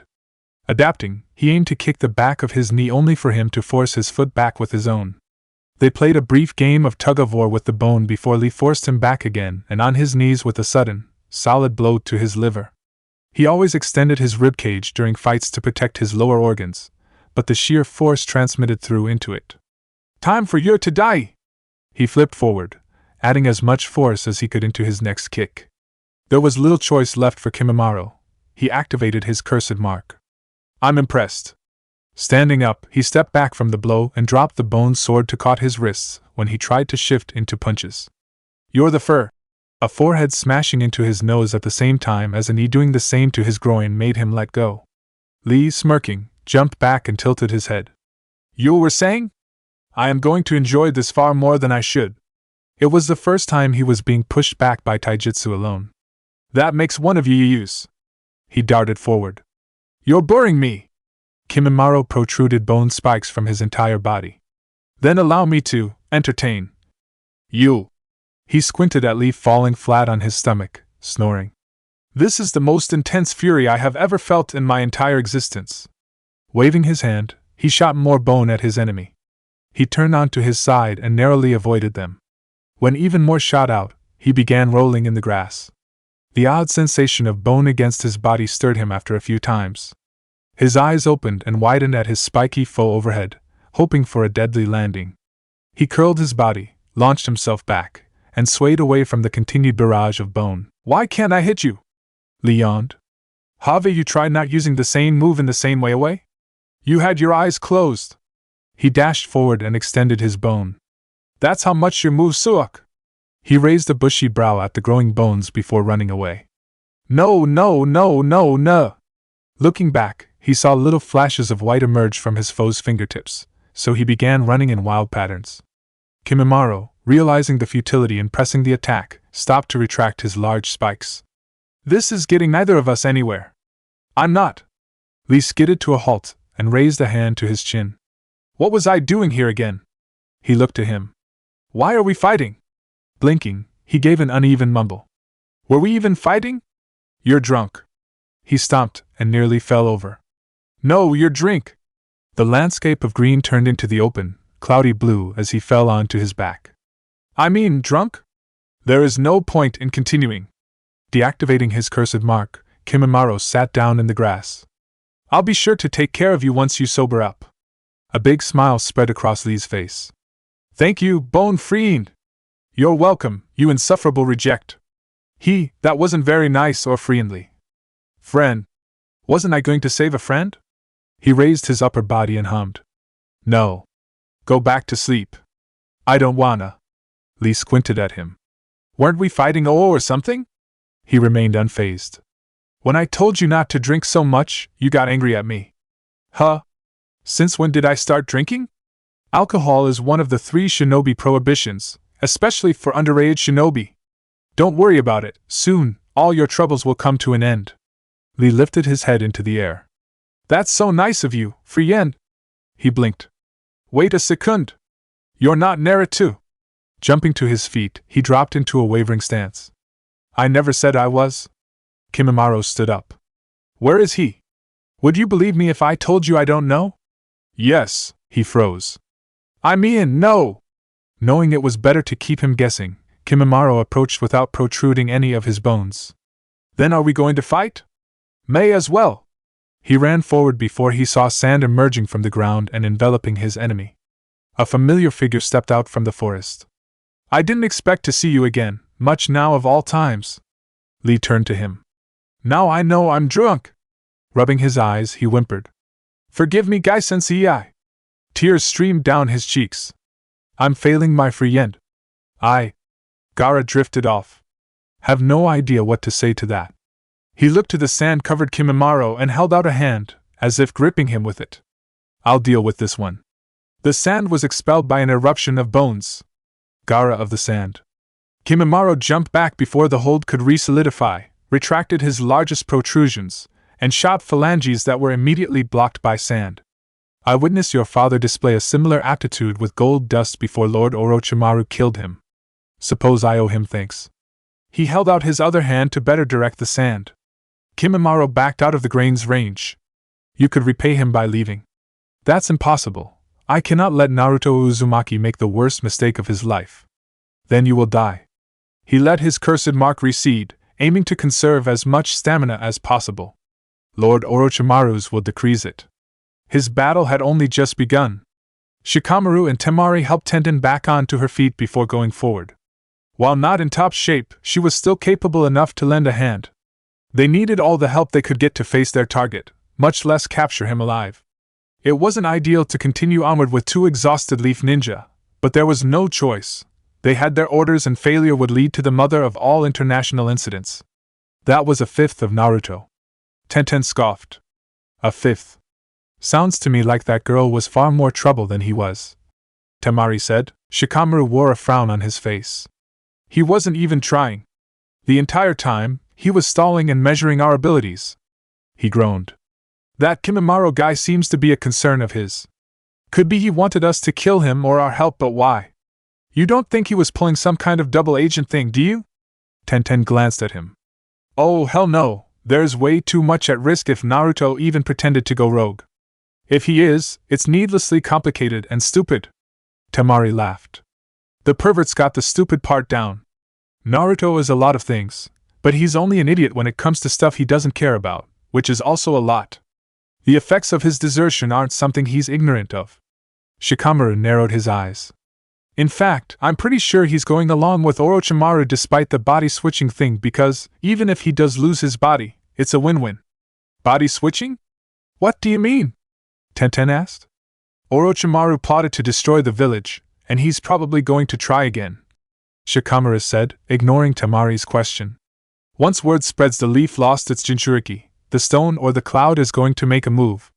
It will escalate into the Fourth Shinobi World War. Everyone will be distracted during and week after. He grit his teeth. When I told that clone the world would turn against him if he destroyed the leaf, it didn't care at all because why should he? There's not going to be much of it left when he makes his move. You don't seriously think he could do anything like that, do you? Temari shot him a look. Tenten squinted at her. He blew up a tailed beast not even a year into his time as a shinobi. Oh, right. Her eyes widened. Holy shit! Shikamaru nodded. If he keeps improving at the rate he has, he might not even need to wait for everyone to be spent. An anxious lump grew in his throat. That's why we need to stop him here, Tenten said. Temari smirked, regaining her composure. Then just leave it to us. You do remember when he literally spanked your ass, right? She twitched. Still sore about our fight, huh? Narrowing her eyes, she looked to her. That's the only action he's ever getting. No and no. Oh please. Temari raised an eyebrow. Wait, what? A blush on her face made her scoff. Did yo, no? Tenten's pink face scrunched. Oh, hell no. Then who would do anything with a perverted, orange gremlin like him? Shikamaru looked from one to the other. Are you two seriously having this conversation right now? Yes. They yelled in unison. Women. He was unfazed when their eyes, narrowed, turned to him. Of all times, this shouldn't be one of them. Tenten ignored him, looking to Temari. The way our fight went is exactly how any of us fighting Naruto one-on-one would go. Even if that's true, me and my brothers have gotten far stronger than we were the last time we saw him. Didn't he beat two of you at the same time? Like I said, we're far stronger now. Temari smirked. Can you say the same? She rolled her eyes. Of course I can, but so can Naruto. That Kimimaro defeated Lady Tsunade of the freaking Sannin, and Naruto almost killed him. So he's on the level of a Kage. Well, so is Gaara. He has been for a while, really. Only our father was stronger. The Kazekage, right? Orochimaru supposedly killed him. Tenten met her questioning look with a doubtful one. This guy is basically his number two. Then they'll be about the same. Shikamaru resisted the urge to laugh. I doubt it. Despite everything, Naruto has no reason to lie to us and isn't the type to. Sasuke better be alive up ahead, or we'll all be screwed. Sasuke? Temari blushed. What can he do? Kimimaro can shield himself with his own bones, which can resist explosions and most physical forces. Sasuke can use fire and lightning jutsu to bypass it. He's our best shot. Tenten, shaking her head at the tinge of pink on her cheeks, said, What kind of jutsu lets you do that with your bones? Kekkei Genkai, Shikamaru answered. And of course it would be. Tenten hummed. I wonder what kind of weapons he could make with his bones. She pouted. It's probably just going to be spikes, effective but boring. Shikamaru would have muttered his unofficial family saying if he wasn't as tired and stressed. There were too many factors to consider, and he didn't know what to do with the pieces still on the board he could control. Even if everyone was in peak fighting condition, he wasn't sure they'd win. The fact it took assistance from a surprise ally to survive what was apparently just a goon told him all he needed about their chances. Naruto and Kimimaro were both on an entirely different level. After a few minutes, they saw the most peculiar sight. The last sound ninja was staring off with the leader of the sand backup squad while an unexpected member of the Leaf sat about. It was unlike either of the ninja from what they knew. Someone could make a horrible joke out of it, really. A man with broken bones, a man with too many bones, and a man who can break them all with ease. Lee? Tenten's eyes widened when he turned to her with rosy cheeks. What the hell are you doing here? He giggled. Tenten? Shifting his balance to his palms, he curled his body back. Tenten! He launched himself toward her and crashed into the ground a few steps away. I mean, yes, you're drunk. Temari scoffed and stepped back when Tenten slapped her. She nearly returned the favor before she saw the horrified look on her face. Squatting down, she forced herself to smile. I missed you too, Lee. A look from Temari made her twitch. Shikamaru, keeping his eyes on the enemy, walked towards Gaara. What the hell's going on? He spared him a glance. Did Sasuke go on ahead? I haven't seen his mangled corpse, so he probably has if he's here. Gaara did not avert his gaze at all. And I'm going to kill this man between us and Naruto. Right. Knowing he wasn't one to mince words, he knew he was plotting something. Temari stepped forward and unfurled her fan. Do you mind if I take a shot at him, Gaara? By all means, go ahead. She swung her fan, propelling a sharp blade of wind. Kimimaro jumped over it, so she swung multiple times. Nearly every one of them missed. Her lips curved into a smirk before bones erupted from his body to absorb the impact of 3. A barrage of bones emerged from his fingertips, but she blew them back at him, causing them bounce off his odd armor. Like I said, Sasuke is our best chance. Shikamaru grit his teeth. And he's going after Naruto alone. Don't waste your chakra. What is that freak even waiting for? Temari squinted at his stalwart form. More arrivals didn't faze Kimimaro at all. He knew what Gaara was capable of from seeing the former Kazekage in action and his performance in the final round of the Chunin exams. Only his transformation would be an issue if he decided to go that far. It would require him to go all the way too, which would leave him exhausted afterward and open to anyone who came next. He was safe from his sand at his distance, but his finger bones couldn't reach them thanks to 2 strong defenses against. Shikamaru saw sand digging into the earth behind Gaara's foot from the corner of his eye. Recalling the fight against Lee, he realized what he was doing. Getting close was unwise, and he was too fast for his sand, so the best move was to attack him in a way he couldn't see or escape. It was something he would have thought of immediately at the sight of him if his mind wasn't so chaotic. Temari turned to him. Aside from Sasuke, Pom-Pom here, and the Green Flash, who else is after the pervert? He put his lips by her ear to avoid the chances of their enemy reading them, making her blush. Ino Yamanaka, Shino Aburame, Choji Akimichi, Niji Hyuga, Kiba Inuzuka, and Sakura Haruno. His eyebrow rose as she stepped back. You could have just said everyone from your village that attended the Chunin exams. She blinked. Wait a second, what about the other Hyuga? The one he swooped in to save? Did she die or something? He groaned. Hinata's the reason we're in this troublesome mess to begin with. Naruto joined with Hinata as man and woman. Lee stood up straight. I remember what I was supposed to do. He turned to Kimimaro. First. He broke off into a run but was tripped by sand. Hey! Standing back up, he jumped out of it. You're not breaking my bones again. I'm trying to save you from yourself. Gaara deadpanned. That's what I'm trying to do with my friend Naruto. He's a friend. Tenten stepped between them, eye twitching. We're all friends here. She stiffened when Lee hugged her before hugging him back. There. Where's Niji? He hummed happily. I want all of us to be a teamium again. Her smile turned genuine and sad. We will, buddy. She patted his back gently. Temari, during that entire exchange, was processing the new information. He got laid? I don't know why anyone was surprised by that of all things over him turning traitor, but yeah. Shikamaru rubbed his temples. Can't wait for this all to be over already. How is Hinata Hyuga responsible for this scenario? Gaara asked, glancing at him. He groaned. She saw them approach him, confronted him about it after, apparently beat him, fucked him, and then decided to let him go because of how the village treated him. That was very unwise. Understatement of the fucking century. Sounds like something straight of a dramatic play. Temari, imagining herself in a similar position with a far more attractive lover, hummed. That's probably giving her the biggest high of her life. She looked down as her cheeks turned pink. I'm actually kinda jealous. She whispered to herself, I will never understand what drives you women do and want such stupid things. Shikamaru rolled his eyes when the two glared at him. Beneath the earth, Gaara's plan was almost ready. It would be a literal lake's worth of sand that his opponent couldn't possibly escape. There wasn't much else he could do if he did though. Naruto was up ahead with Sasuke Uchiha on his tail. While not ideal, he could at least slow him down until they finished with their current foe and caught up to assist. Other Leaf Ninja were coming to help, but there was a chance they wouldn't make it in time. Even worse, they could hinder. Chapter 42, Kimimaro Kagaya.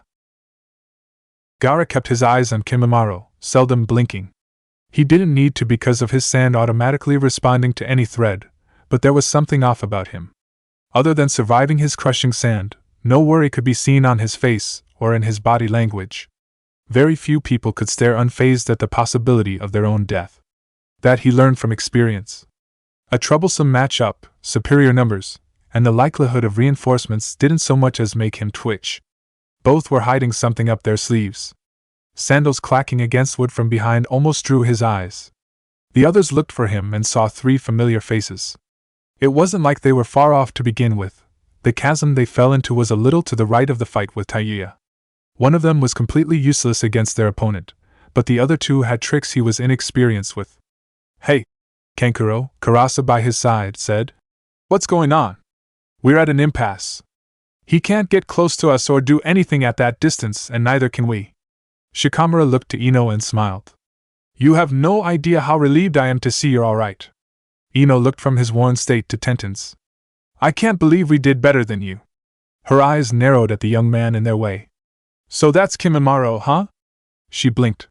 "Wait, where's Sasuke?" He twitched. "He went after Naruto alone." Kiba's nose twitched at the smell of alcohol and sweat before he looked to the other unexpected backup. "Lee? Present." He let go of Tenten to wobbly salute. He's drunk." Temari furrowed her brow when Tenten shot her another unnerved look. "What? I'm not drunk." Lee squared up with her only to be pushed back by Sand. Gaara broke his attention from their enemy to glare at him. "Touch my sister, and I'll kill you." Tenten, holding out her arms to block any path, stepped between them. "We're friends. All of us are trying to stop Naruto. Come on. Let's act like friends," she laughed nervously. Lee looked from one Sand sibling to another. "Since when were you friends with Naruto?" "Orders from our village," Temari said, ignoring Tenten's repeated anxious expressions. "That's Paldiaix." He pointed an accusing, shaking finger. "You're no friend. I'm here to save Naruto from himself," Gaara began. "After we fought, I realized through his words how meaningless the existence I chose was and picked a different path. Now his pain, sorrow, and anger are drawing him down one all too similar. He may deny his part in helping me, but I can't let him make the same mistake I did. The source of all that is love," Ino said, admiring his Naruto-like yet far more tranquil chakra. If he could have, he would have looked up at the character on his forehead. "I know. You're a good friend." Lee fell flat on his back. Tenten shook her head and waved at her neck when they looked at her for an explanation. The sheer horror she experienced when Lee accidentally downed an entire bottle of alcohol was burned into her soul. Guy couldn't stop it alone, Niji was utterly outmatched, and the Umba were nearly involved. While he could be an asset in his drunken state, he was far too volatile to depend on. "It's time." Gaara lifted his hands up, and the sand he was collecting erupted from the earth, blocking their view of the enemy as well as the forest behind him. Kiba's eyes widened while Akamaru whimpered. "Holy shit! Told that pervert Gaara would make short work of him." Temari smirked. "Let's celebrate after we're sure he's dead." Shikamaru glared at the sea of sand. "Ino, do you still have chakra left?" She scoffed. "And not as much as this guy, but yeah. Whatever you have planned better work, he's not dead yet," Gaara said. Kankuro laughed. "Nice joke." He stepped back when Kimimaro emerged in his second curse seal stage. "Oh no." Gaara held out his hands and closed them into fists, encasing him in sand. "What a strange power." Naruto called it a curse seal, Kiba said. "It made the guy we fought way stronger and tougher." He grit his teeth. "If this doesn't do it, I'm not sure what will." Just as those words left Kiba's lips, Kimimaro burst through.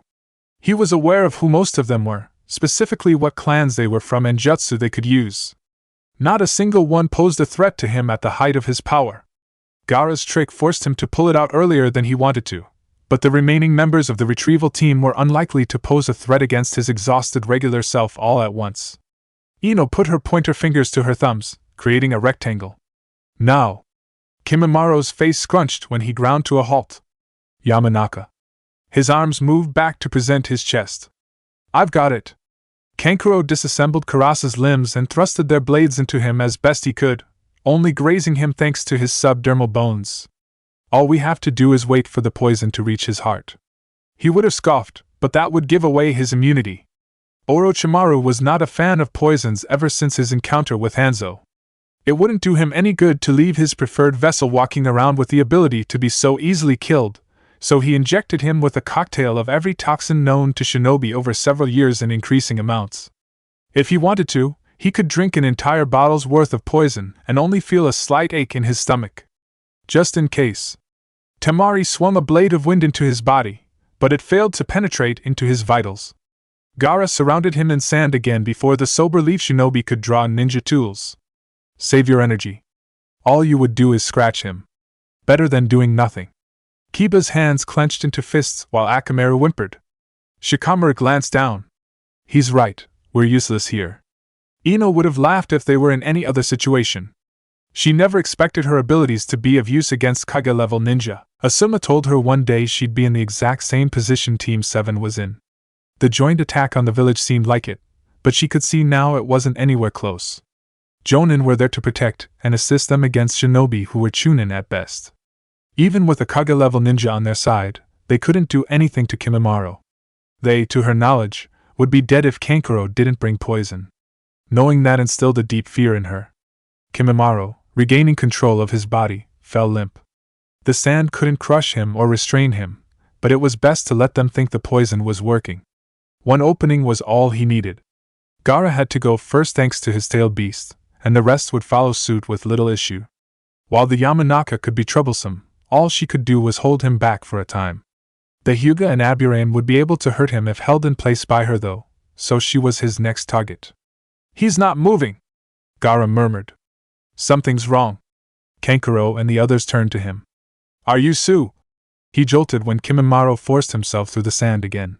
When Ino moved her hands, Kimimaro shot phalanges from his only to hit a self-sacrificing Kiba. He turned to his main target and found two puppets in his way. A scoff left his lips before he drew his sharpened spine to stab through them. They were little better than paper. Flesh and bone were parted by his odd blade with as much resistance. Tenten unsealed a club and smashed it against the side of his head. I want that! Here you go. He, unfazed by what would have smashed most people's skulls, sharpened the end of his spine sword handle into a spike and thrusted it back to impale her. Temari waved her fan to blast him far back onto solid ground before he could. Be careful! She waved it again, deflecting a barrage of shooting bone. Gaara widened his eyes at the familiar, wavering back standing over him. Kankuro! He moved along with his sand to catch him. Kankuro! His heart sank at the red soaking the lower back of his bodysuit. Why did you do that? I could have stopped him. You're my little brother. He laughed. And come on, he got out of your sand twice. The grains pressed and seeped into his wounds with those words, aiming to stop his bleeding. It went straight through the middle, Temari said, frowning. I know.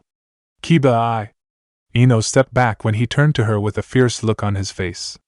You're the only one of us here who can do anything. Akamaru whining drew his attention. I'm fine. Nothing fatal. I think. Shikamaru glared at their enemy away from the lake of sand. We need Niji and Shino to get past his defenses.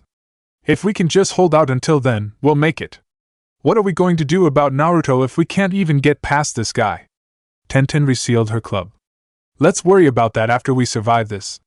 Lee shakily stood up, attracting his fellow Leaf Shinobi's attention. Niji. My friends. He frowned at the wounded. Who hurt you, friends? Tenten, repressing her urge to twitch, patted his shoulder. It's okay, buddy. We're fine. Lay down and relax. This will all be over soon. He turned to where Kimimaro was. Where did that bone freak go? Kiba blinked as Akamaru whined. Oh shit! He can use Earth style, which means he's trying to surprise us from the ground. Shikamaru looked to Ino. She nodded, closed her eyes, and focused. Give me a second. Tenten looked to Temari, who was keeping her eyes on Kankuro.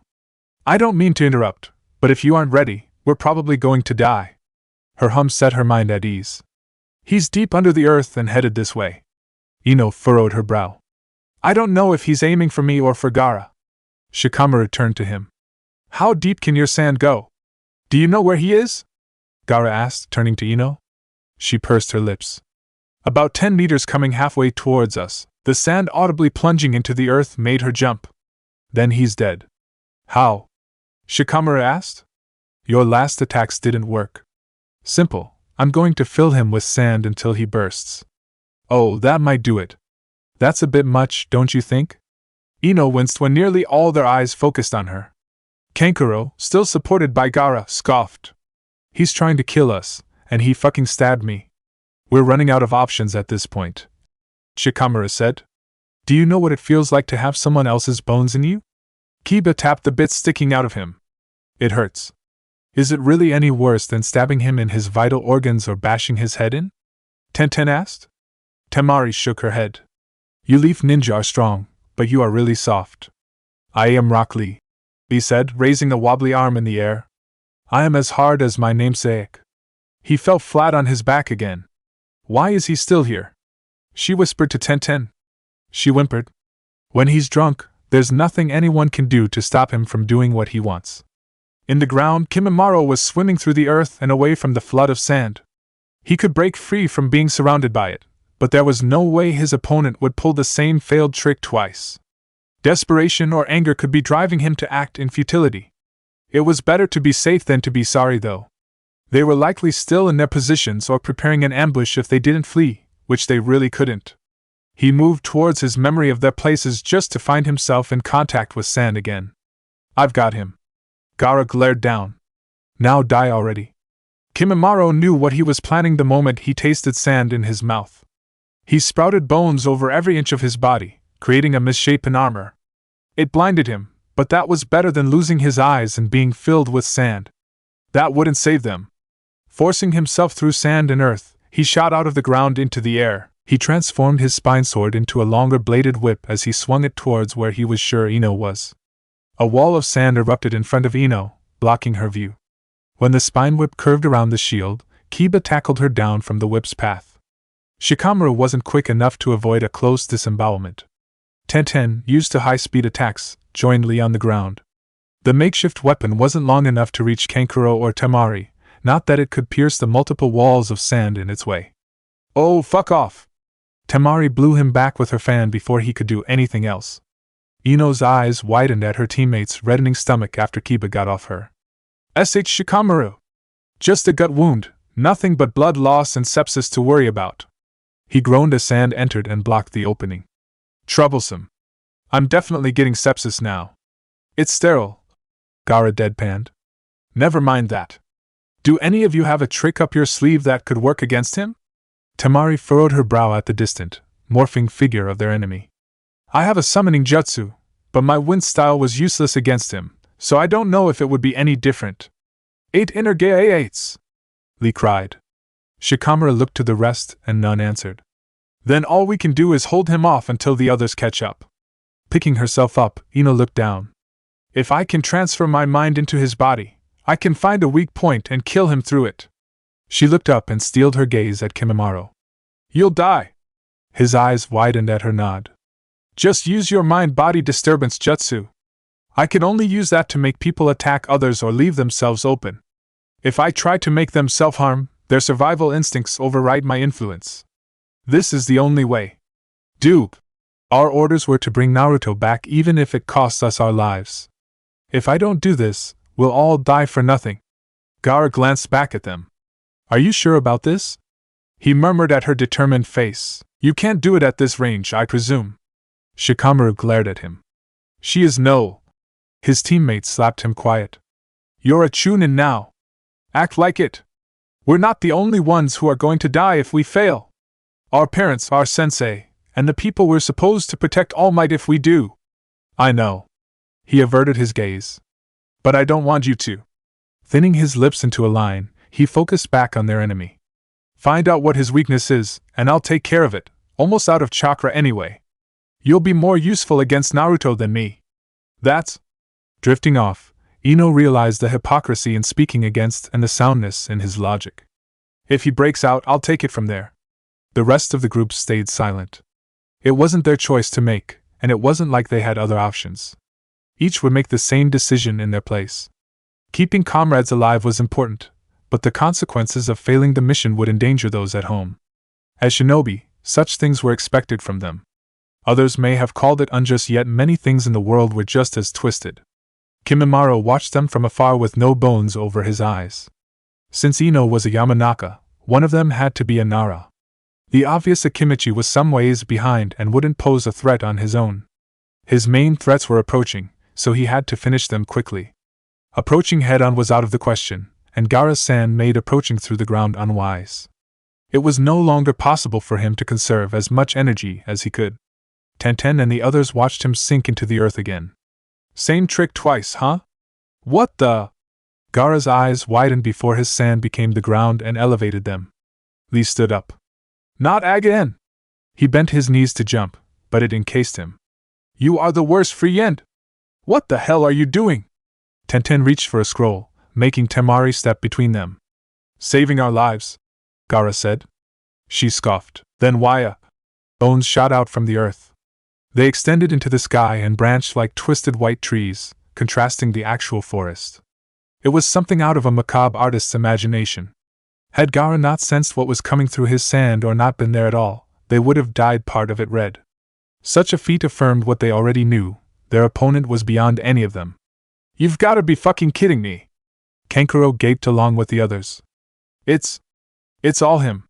Ino shivered at the zealous, all-encompassing chakra. All of these bones are, what?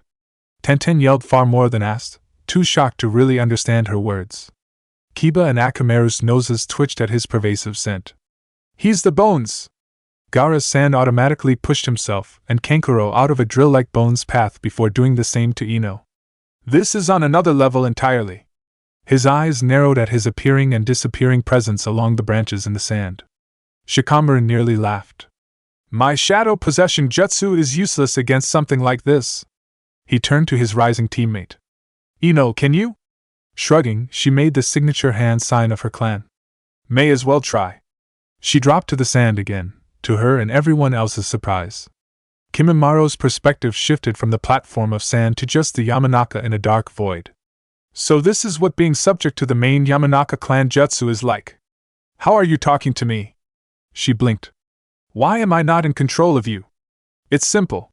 He punched her to the ground and picked her up by the throat. My will is beyond yours. His tone was dull and uninterested. Begone. Ino's real eyes widened. How? She stood up. I'm not even low on chakra. Forming the mind-body disturbance jutsu sign, she groaned. All of these bones are part of your nervous system. How the hell am I supposed to manipulate these? Lee raised a fist into the air. Use the power of youth!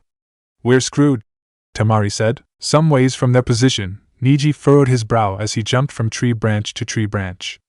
There's a forest of living bone ahead. I would laugh, but there is no punchline to that joke, Shino said. No, there is a literal forest of bones containing chakra several meters ahead. Kimimaro. Most definitely. His lips parted when he concentrated on those atop a platform of sand. Lee? Dread grew in his heart when he saw the contents of his stomach and unmistakable mannerisms. Oh no. What's wrong? You'll see. He shook his head. The sand team from the Chunin exams is there with the others that went ahead, save Sasuke. The puppet user is crippled, Kiba is injured, and Shikamaru's intestines need stitching. Shino murmured. How injured is Kiba? There's a finger bone in his large intestines, one close to his liver, another by his left kidney, and one in each side. Lucky him. Niji felt unease when the bones were in normal sight distance. We should approach with caution. He could see the others were still on edge despite no clear sign of the enemy. Outstretching his arms, Shino sent a swarm of bugs to cover them, and they buzzed back into him. My insects can't drain any chakra. It's not composed of chakra, so my gentle fist can't do anything either. Kimimaro, now a sentient collection of bones, mulled his situation. The Yamanaka couldn't do anything to him in the bracken dance, but Gaara was single-handedly fending him off. He could perceive through his sand in a way, which made sneak attacks difficult. While he'd have better chances of killing them in his normal form, it would leave him open to the Yamanaka jutsu, and he'd have to do it blind. All he had to do was kill Gaara to clean up the others in seconds though. He'd have put that into motion if he didn't feel an odd tickling followed by the unmistakable movements of human beings. Niji turned his head the second the darkened upper body of their enemy sprouted from a branch behind him. Shin! Blood spattered against his shirt and cheek. Shino looked down at the red, drill-like bone jutting out the center of his chest. Oh! Eyes widening, Niji jumped back and attached himself to a jutting bone with chakra.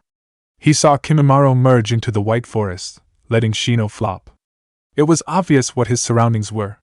He took a deep breath, relaxed, and waited. The blow came just as he thought it would, from a place most would consider a blind spot. Kimimaro shot bone with his other hand when Niji hopped away from his clematis flower. Seeing all phalanges shift trajectory, he melted back into his bones. He wasn't a deadly threat, but his Byakugan would make killing Gaara on the sand platform even harder. The defensive ability of it was something he underestimated. While his Bracken dance would stifle nearly any foe, it wasn't of much use against people with eyes on the back of their heads. It was consuming too much chakra to be cost-effective too. Gaara and the others watched their hostile surroundings returning to the earth. Either the jutsu is over or he's baiting us into dropping our guard. Forcing some of the sand holding them into the earth, he found no bones laying in wait. Hey! Nose twitching, Kiba walked to the edge of the sand and looked down. Niji! Where's Sure? No. He stared at the limp figure of his teammate laying in a puddle of blood. Niji? Lee ran to his side and looked down. Nuh. His stupor sobered at the grim sight below. Oh. Gaara, feeling a presence unlike Kimimaro's by the bottom of the platform, lifted Niji up. Reinforcements. Looking back at him, he murmured. I'm afraid you won't be of much help against this enemy with your taijutsu. Shikamaru almost smiled when he saw him. What happened to? The look on his face told him all he needed to know. The enemy is moving toward this position underground, Niji said. He turned to the frozen Kiba and parted his lips to say something, but no words came out. Tenten focused on her other, shaking teammate. Lee Do, I'm fine. He turned to his rival. Niji, your spinny defense jutsu has the potential to be a powerful offense, correct? He raised an eyebrow. Yes, but... The memory of Hinata's use of it came to mind. What are you thinking? Lee began unwrapping his arms. Giving direction and reinforcement to your power. No. Ino scoffed. I don't know what it is, but we are all going to die if we don't do something. Temari turned to a twitching Tenten. Is it really that bad? Her face scrunched as she face-bombed. Lee, Tenten said. You're drunk. His gaze steeled. Yes, and I'm angry. We can either do this the easy way or the hard way, Niji. Don't choose the hard way. He's coming through the sand, Gaara said. I know. Niji returned Lee's look with one of his own. Let's do this. He jumped into the air. Lee followed after. Yes. Gaara squinted at the bandages waving in the wind. Oh. He was tempted to shake his head. Wait a minute. Kankuro furrowed his brow. Shikamaru sighed. This better work. It will. Lee wrapped Niji in his bandages. Tell me where he's going. Go in the direction I lean in. He grabbed his teammate, angled himself where he directed, activated the gate of opening, and began spinning. Primary Lotus! Niji emitted chakra from his tenketsu to dye the white swirl of his technique a vibrant blue. Ino and the others' eyes widened at the display. That's like Naruto's swirly thing on steroids! Kimimaro, ears covered by bone and immersed in sand, couldn't make out what they were yelling. He was blinded too. It made the twisting, familiar feeling of something ramming into him hard enough to carry the force into his insides even more of a surprise. The bone armor on his chest broke away, the skin was flayed, and most of his internal organs were ruptured before he was driven out of the sand into the earth. Lee and Niji stopped and landed when they no longer felt resistance. We did Fiat! He held his rival tighter with one hand while raising a fist with the other. Thank you, Gai Sensei! Temari gaped. I take back what I said, you guys are hard. I can't believe that actually worked. Tenten joined her. Really wish he would have come sooner, Kankuro said, restraining the urge to groan. Probably never gonna be able to walk again. Gaara, hiding a relieved smile beneath a layer of sand, looked up to him as he let his sand lower them. At the very least, you're alive, aren't you? Good point. He used the arm he had draped over his little brother's shoulder to pull him closer. We shouldn't celebrate just yet, Shikamaru said. Ino nodded and frowned. I can still feel his chakra and it's... Her face scrunched. What the hell? Niji stepped out of his grip. He's still alive! His brow furrowed. And... he's... Eyes widening, he jumped once more. Again, Lee! He jumped and wrapped him. Su, another armored Kimimaro, erupted from the devastated bone shell towards them, whipping out his spine. The makeshift weapon met some immaterial resistance, but the force wasn't enough. It slashed Niji's side, digging into his large intestine, and ran through his stomach, liver, the right side of his heart, and his right lung. Lee only received a shallow cut across his upper right chest. Seeing the sand platform lowering, he sunk into the earth to avoid the mind-body disturbance jutsu. Niji. Tenten jumped down. Lee, landing, looked over Niji's side and widened his eyes at the red soaking his usually white shirt. And Niji? Yes? Forcing himself to smile, he coughed blood. I always wondered what this would feel like. Don't say stuff like that. Tenten cried, tears welling in her eyes. You're going to be... The bulging veins of his Byakugan made her heart sink. Niji deactivated them.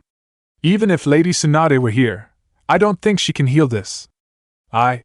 She wrapped her arms around him and Lee. I love you. Burying her face in his collar, she let her tears fall. I love you so much. Please don't leave us.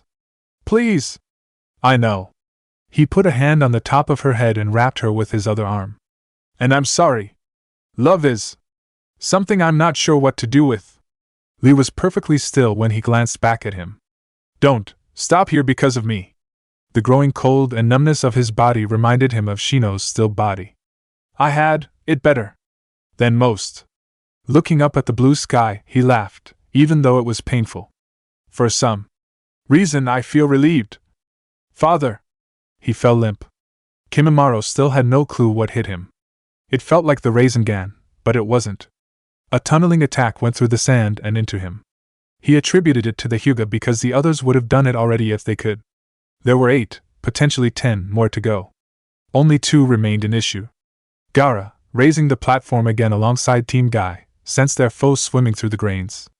Everyone get ready. Akamaru sunk his teeth into Kiba's leg, snapping him out of his shock.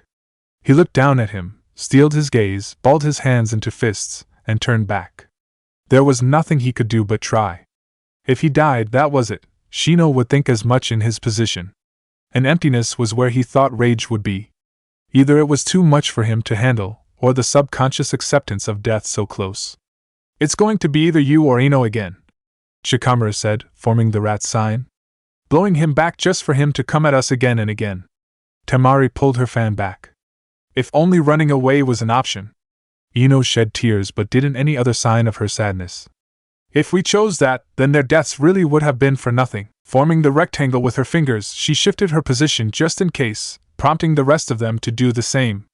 Kankuro bit his lip in frustration and manifested chakra strings from his fingers unattached to his puppets.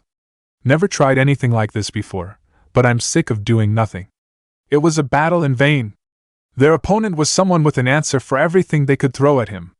At best, they were wearing away at his massive reserves of chakra, and he still had more than enough to finish the fight, even if Sakura and Choji arrived in time to reinforce them. What was supposed to be a struggle to reach their actual objective became one for survival. Chapter 43. In all the world, you are the only one. 8 shinobi waited on a tower of sand for death to come. It awaited them all, and they were trained to accept it, but experiencing it for oneself was different. They were doing well enough before then. Each got a taste of war, ironically through each other's villages, were more than familiar with the shinobi life, and thought they could handle it. Reality was reminding almost all of their ignorance.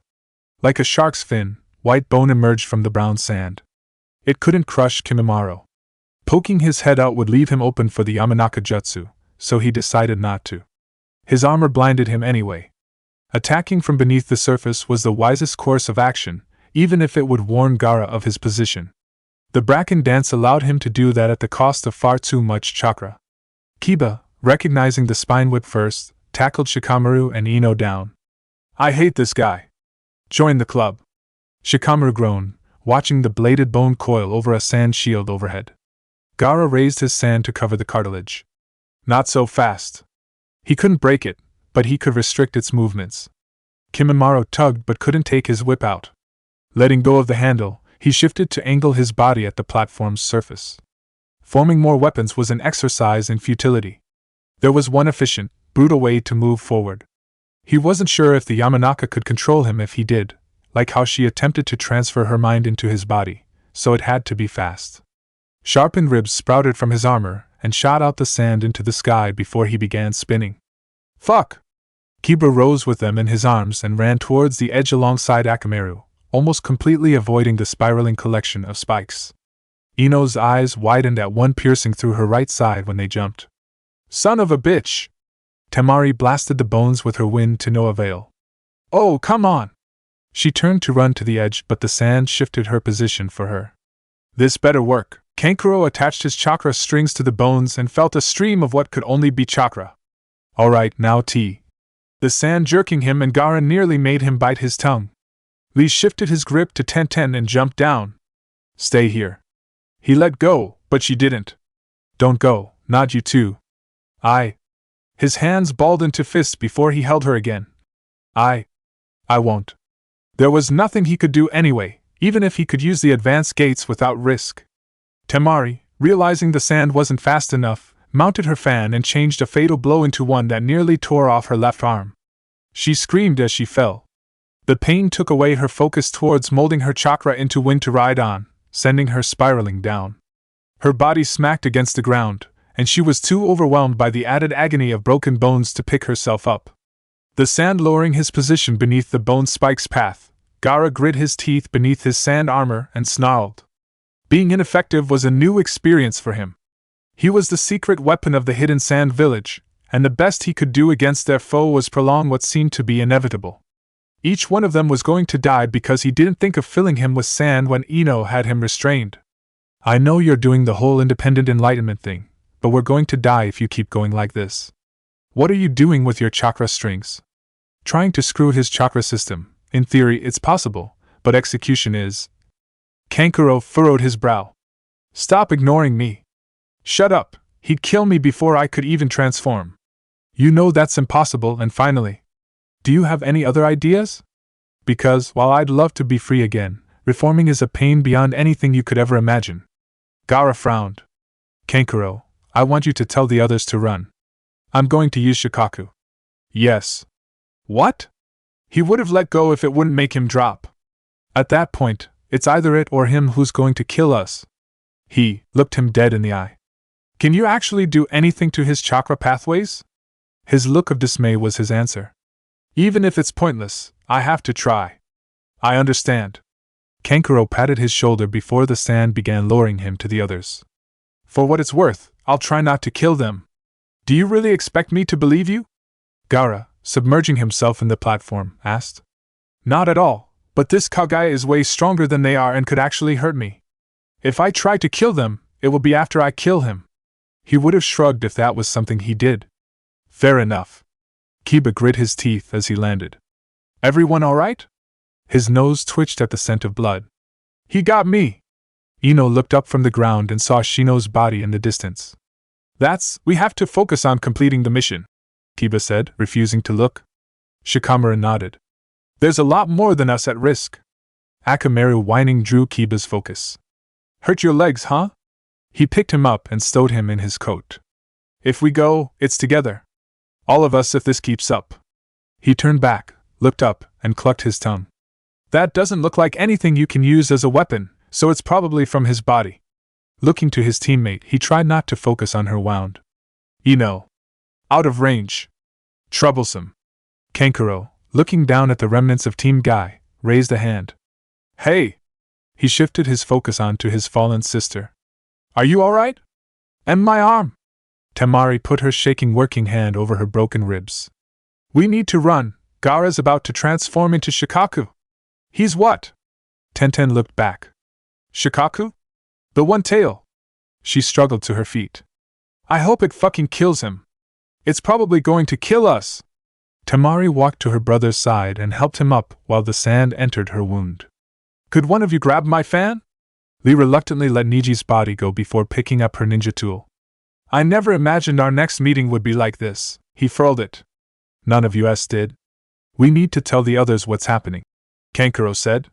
Tenten shifted her hold on Niji's body into a bridle-like carry. Where are they? On the other side. Ah fuck, Temari said. I'll do it. Lee disappeared in a flash of green and stopped by the other three. Gaara is about to transform into the One-Tail. Can he control it? Shikamaru asked. Kankuro said we need to run. I'd rather stay and watch. Kiba glared up at the spiraling bones. This asshole killed Shino. Ino pursed her lips. Is that even going to work? If Naruto could take it down, and he couldn't even kill this him, what can it do? Stall for time at worst and actually kill him at best. Shikamaru looked back at the forest. Let's get some distance. He started walking. Shouldn't we be going after Naruto? If he takes care of it and catches up, do you think we can take him and Naruto at the same time? Good point. Lee gave each a lightning-fast pat on the back. I will inform the others. He did exactly that when he sped back to them on the other side of the forest. That is our best course of action. Kankuro groaned. We are so fucked. At least we can make sure we take him with us this way. Temari said. I can't agree with you more. Tenten glanced at Niji's dead, smiling face. After what he's done, we can't let him go. He's too dangerous to be left alive anyway. Gaara rested at the bottom center of the sand platform.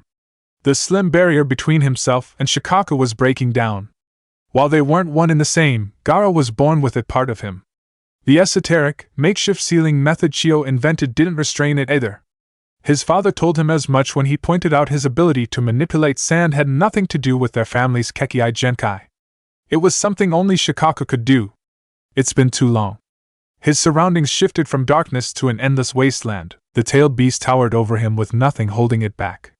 Every dune bore its visage and stared at him. If he wasn't used to the treatment, he would have been terrified. At best, it annoyed him, like everything else about Shikaku. No one taken back by its existence would immediately notice it was trying to compensate for something. Well, let's get to it. This bony bastard isn't going to kill himself. A gust of wind blew the endless grains of Shikaku around Gaara's body. It grew from a cloud of dust, to a stream, and into a proper storm of sand. Like an actual sandstorm, it flayed his mind rather than his body. There was no merging but really their consciousness smashing together. He didn't know if it was a consequence of using its power or just a byproduct of the sealing method. Kimimaro stopped spinning. If they weren't dead, they were at least wounded and forced to jump off the sand platform, which could have wounded those with little resistance training. Chances were they were split too. Gaara was evidently still alive because the structure was up, but the others were a different story. He'd use the Bracken dance again to check and finish them off if regenerating his body didn't consume so much chakra. Thoughts on how to proceed ceased when he felt the sand around him moving. They all watched the platform of sand rise and shift into a shape unfamiliar to most. Only Niji and those in the stands fighting initially saw it. Everyone else could feel its presence though. Its chakra was thick enough to be felt by non-sensor types, envious and spiteful. While not nearly as pervasive as the Nine-Tails, fighting it was a bad idea for almost every shinobi. Damn, it feels good to be solid again. Shikaku manifested claws around Kimimaro and pushed him out of its form. Thanks, Kagaya. It tilted its head at his odd appearance. Since when did you start looking like that? Last I checked, you came out looking like Indra's pretty boy or Azura's brick house. What? Kimimaro asked, voicing everyone who could hear's thoughts. Never mind. Tell you what, I'll help you kill these guys first before I kill you as thanks for pushing the brat this far. Oh, come on! Kankuro yelled. Blinking beneath his blinding helmet, Kimimaro weighed the offer for a moment before sprouting bones all across his body. He couldn't trust a tailed beast. Its presence meant most of the others were either dead or on the ground, which made them easy pickings. Shikaku was the weakest, so, even after everything, taking him wouldn't be that much of a challenge. Suit yourself, prick. It added more sand to tighten its hold, but he spun out, tearing apart its claws. Hey! His spikes expanded to cut apart its body. Stop that! Shikaku breathed in only for its mouth to be severed. Everyone below stared at what should have been an impossible sight, a tailed beast being overcome with taijutsu. His Kekkai Genkai played a large role, but it was still taijutsu. The bone carved away the sand with no issue at all. Shikaku tried to sink him when his feet touched the ground just for him to jump out and continue his onslaught of whirling bones. Just like Naruto, he was making short work of something far above most living things. We have to regroup with the others, Temari said. None of us stand a chance like this. She ran as fast as she could holding Kankuro. This is a nightmare. Tenten followed and held Niji's body tighter. Hefting the fan over his shoulder, Lee joined her with a frown. I wish it was. Shikamaru clucked his tongue. Get ready. He glanced at a nodding Ino. This bastard has to die, Kiba said. Even if it kills us, we have to kill him. Need to find a way to do that first. The sight of the other circling the battle made him furrow his brow. Kenkuro's poison was ineffective. Temari can only keep him at bay. Tenten's weapons can't get through his defenses. Taijutsu is suicide, and not even Gaara can do much. He would have said the two of them were useless if they didn't know it already. Sakura and Choji could see the battle between tailed beast and shinobi as they approached. What the hell? This feeling. Choji gulped. It's the same as the Chunin exams. Her eyes widened. The Sand are here to support us with their Jinchuriki. Huh. Gaara is the Jinchuriki of the One Tail. He transformed into it during the attack on the village while you were out. I heard about that, but that's the One Tail. She shrugged. Do you know any other giant one-tailed sand monsters? The spiral of bones made her squint. And that must be Kimimaro. He's fighting a tailed beast with taijutsu. Choji gaped. Sakura scoffed in equal disbelief. He's beating a tailed beast with taijutsu. He began to shake. Wait, if Gaara transformed into a tailed beast, what about the others? Can he even control it? Her horrified look cast one on him. Shikamaru and Ino. The others might be dead. We don't know that. She bit her lip before looking straight ahead. Focus on our mission. Not on conjecture. They entered the clearing just as the groups joined into one. When they laid eyes on each other, there was no relief or joy. Shino laid in a puddle of his own blood completely still, Niji left red on Tenten and a trail of it around the sand creature. Nearly everyone was wounded, and their last hope was being torn apart. No words needed to be said. Where's Sa? Suk? I don't know. Shikamaru turned to the one-sided fight. We have other things to worry about. Choji looked from his sand-blocked gut wound to Ino's bleeding side. While not fatal, they were on borrowed time, something they didn't have. Really, all of them were. Shikamaru was the smartest person he knew, with some of the most powerful shinobi of their generation under his command, and their enemies still annihilated them. There was only one way they had a chance of surviving, much less completing their mission. Ruffling followed by a snap drew Ino's eye. What are you? Taking multiple soldier pills will damage your metabolism, Choji, Tenten said. Kiba and Akamaru's noses twitched. Those aren't normal soldier pills. The 3 colored pills? Sakura stared as he downed the yellow one. Choji, Shikamaru said. I have to do this. He took the chili pill out, letting the container fall, and patted his shoulder. Ino's vision blurred once more. But She hugged him tight. Eating that's going to kill you, isn't it? Temari murmured when he nodded. Kankuro pursed his lips. What does it do? The 3 colored pills of my clan convert our reserves of fat into chakra, Choji said, staring at the little ball of red. If I take this, I'll lose everything I have left. His gaze steeled as the tailed beast began to lose shape. Here goes nothing. He threw it into his mouth and swallowed. Show! Shikamaru widened his eyes alongside the others when butterfly wings composed of pure chakra emerged from his back. The plumpness of his cheeks were gone, revealing a sharp, handsome face. While his entire body was in searing agony, he managed a smile. Take care of my dad for me. He pulled his teammates in for a gentle, albeit bruising, group hug, weary of the ungodly strength surging through him. It was fun being shinobi with you guys. A warm laugh left his lips before he looked over the rest. All of you. He let go and stepped forward. Tell Asuma-sensei all of that money he spent on me was put to good use. When the feeling of the tailed beast chakra disappeared, Kimimaro stopped spinning, absorbed his overgrown bone protrusions, and landed on the ground. He shaped holes in the helmet where his eyes were and saw Gaara limp on a pile of sand. They went as quickly as they formed. Bending his knees, he prepared to finish it before a far thicker chakra emerging from behind made him jump forward and turn back. His pupils reformed, letting him see the approaching source. Choji glared at him. I have no idea who you are, but you're in our way, and you've hurt too many of my friends to let live. Akimichi. He furrowed his brow. So this is your clan's ultimate jutsu. Waving his hands, he shot phalanges that stopped against a wall of sand. Gaara. Turning around to deal with him would have been a death sentence, so his eyes remained on his newest foe. "There's nothing you can do to stop me." Choji took an earthquaking step towards him and launched himself.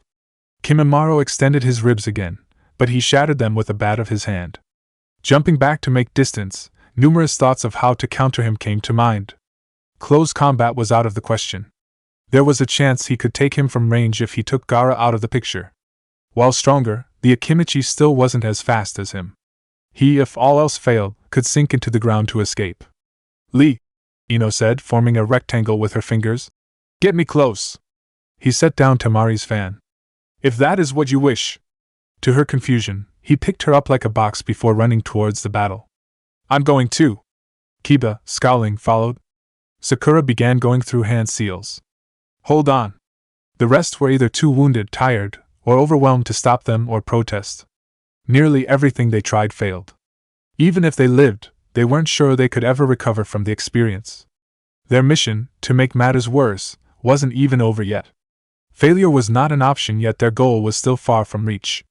Protruding a spike from his elbow, Kimimaro pulled his arm forward to finish the biggest thorn in his side. He brought it back and froze against his will. "Yama! Naka!"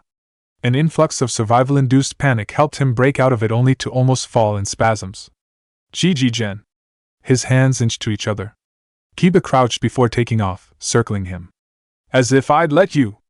"No." Lee dropped Ino, activated the first gate, and reinforced his flanking maneuver. Kimimaro couldn't form the tiger seal or sprout bones in time to defend himself. They kicked him back towards Choji, who concentrated all his chakra into a fist powerful enough to crack the ground beneath their feet. He couldn't mold his own to submerge himself thanks to the pseudo-seizure. With their combined efforts, they set him up for a blow that was impossible for him to avoid. "This." Choji punched straight through his bones and flesh, driving him into the earth. "Is for everyone." The entire clearing fell in on the blow. Several trees on the opposite ends even keeled over from their roots following it. As for the people, they either slipped and caught themselves with chakra or grabbed what they could for support. It was a natural disaster in the form of an attack. Few shinobi alive could survive, and they hoped their foe at its center wasn't one of them. When the dust cleared, a relieved yet weary Choji stood over two halves of Kimimaro. "It's over." "Not yet." Lee, clinging to the walls of the crater, yelled. Gaara took a shaky breath on top of a pile of sand. "He can shed his wounds." His chest ached from strain. Kimimaro only stared out into the blue sky. "Lo. RD Orochimaru." He wasn't fazed at his vanquisher pulling his fist back. "I am an unworthy vessel."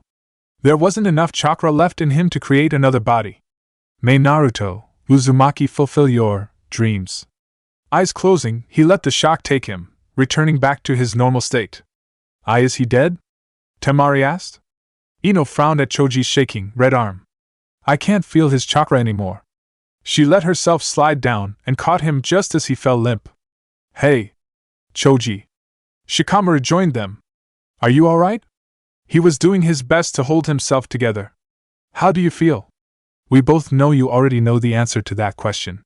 There's still time. If we head back to the village right now, Lady Tsunade can help you." He moved to take him off Ino's hands, but one placed on his shoulder stopped him. "Choji?" A warm and determined look was on his handsome face. "Maybe, but we'll lose Naruto. Shino and Niji are already dead, aren't they? Don't waste their sacrifices on a half-chance." His heart sunk at the tears welling in his best friend's eyes. "Shikamaru, you're a Chunin now, and there's a lot more riding on this mission than just us. You believe in me, right? Well, I believe in you, so don't give up here." He looked from him to Ino. "Both of you, keep." The fatigue, pain, and shock finally rendered him unconscious. Kankuro watched them set him on the ground. "Just passed out, Bu. His organs are going to fail." Sakura, looking down, finished. Tenten shifted her focus from their fallen foe to Shino's corpse, the body in her arms, and all of their wounded. "Can we even go on like this?" No one answered her, afraid of saying it. Kiba stared at his fallen comrade. "We shouldn't just leave them here, but I don't think we have a choice. Temari and Kankuro are too wounded to continue." Gaara rose with the help of his sand. "They'll stay with the bodies. That is the wisest course of action." Lee leapt to Tenten's side and shut Niji's seal-fried Byakugan. She looked up to him. I want to stay. Gritting her teeth, she snarled. But I also want to beat the ever-loving hell out of Naruto. He regarded his head towards the Sand siblings. They'll watch over them while we go onward. No arguments here, Kankuro said. Temari limped towards their other sibling. Can't even pick up my fan. Tenten slid down, took one last look at Niji's smiling face, and set his body by Choji's. Are you two ready? Yeah. Shikamaru let his tears fall before wiping them away. Kiba picked up Shino's body and laid him by the others. He didn't have any words to say, partly because he didn't know what to. They were comrades, but they weren't personally close. Of all people in their class, he didn't expect him to die first, or any of them to go so young. Caution, composure, and cunning were the highest regarded qualities for shinobi Shino exemplified, but he was still dead. Sakura joined the rest of their dwindling squad by the bottom of the crater. Sasuke's probably fighting Naruto up ahead. Deep down, she knew he was most likely dead, but thinking that would have made her falter. Shikamaru hummed. If he's managed to hold out, we can still complete this mission.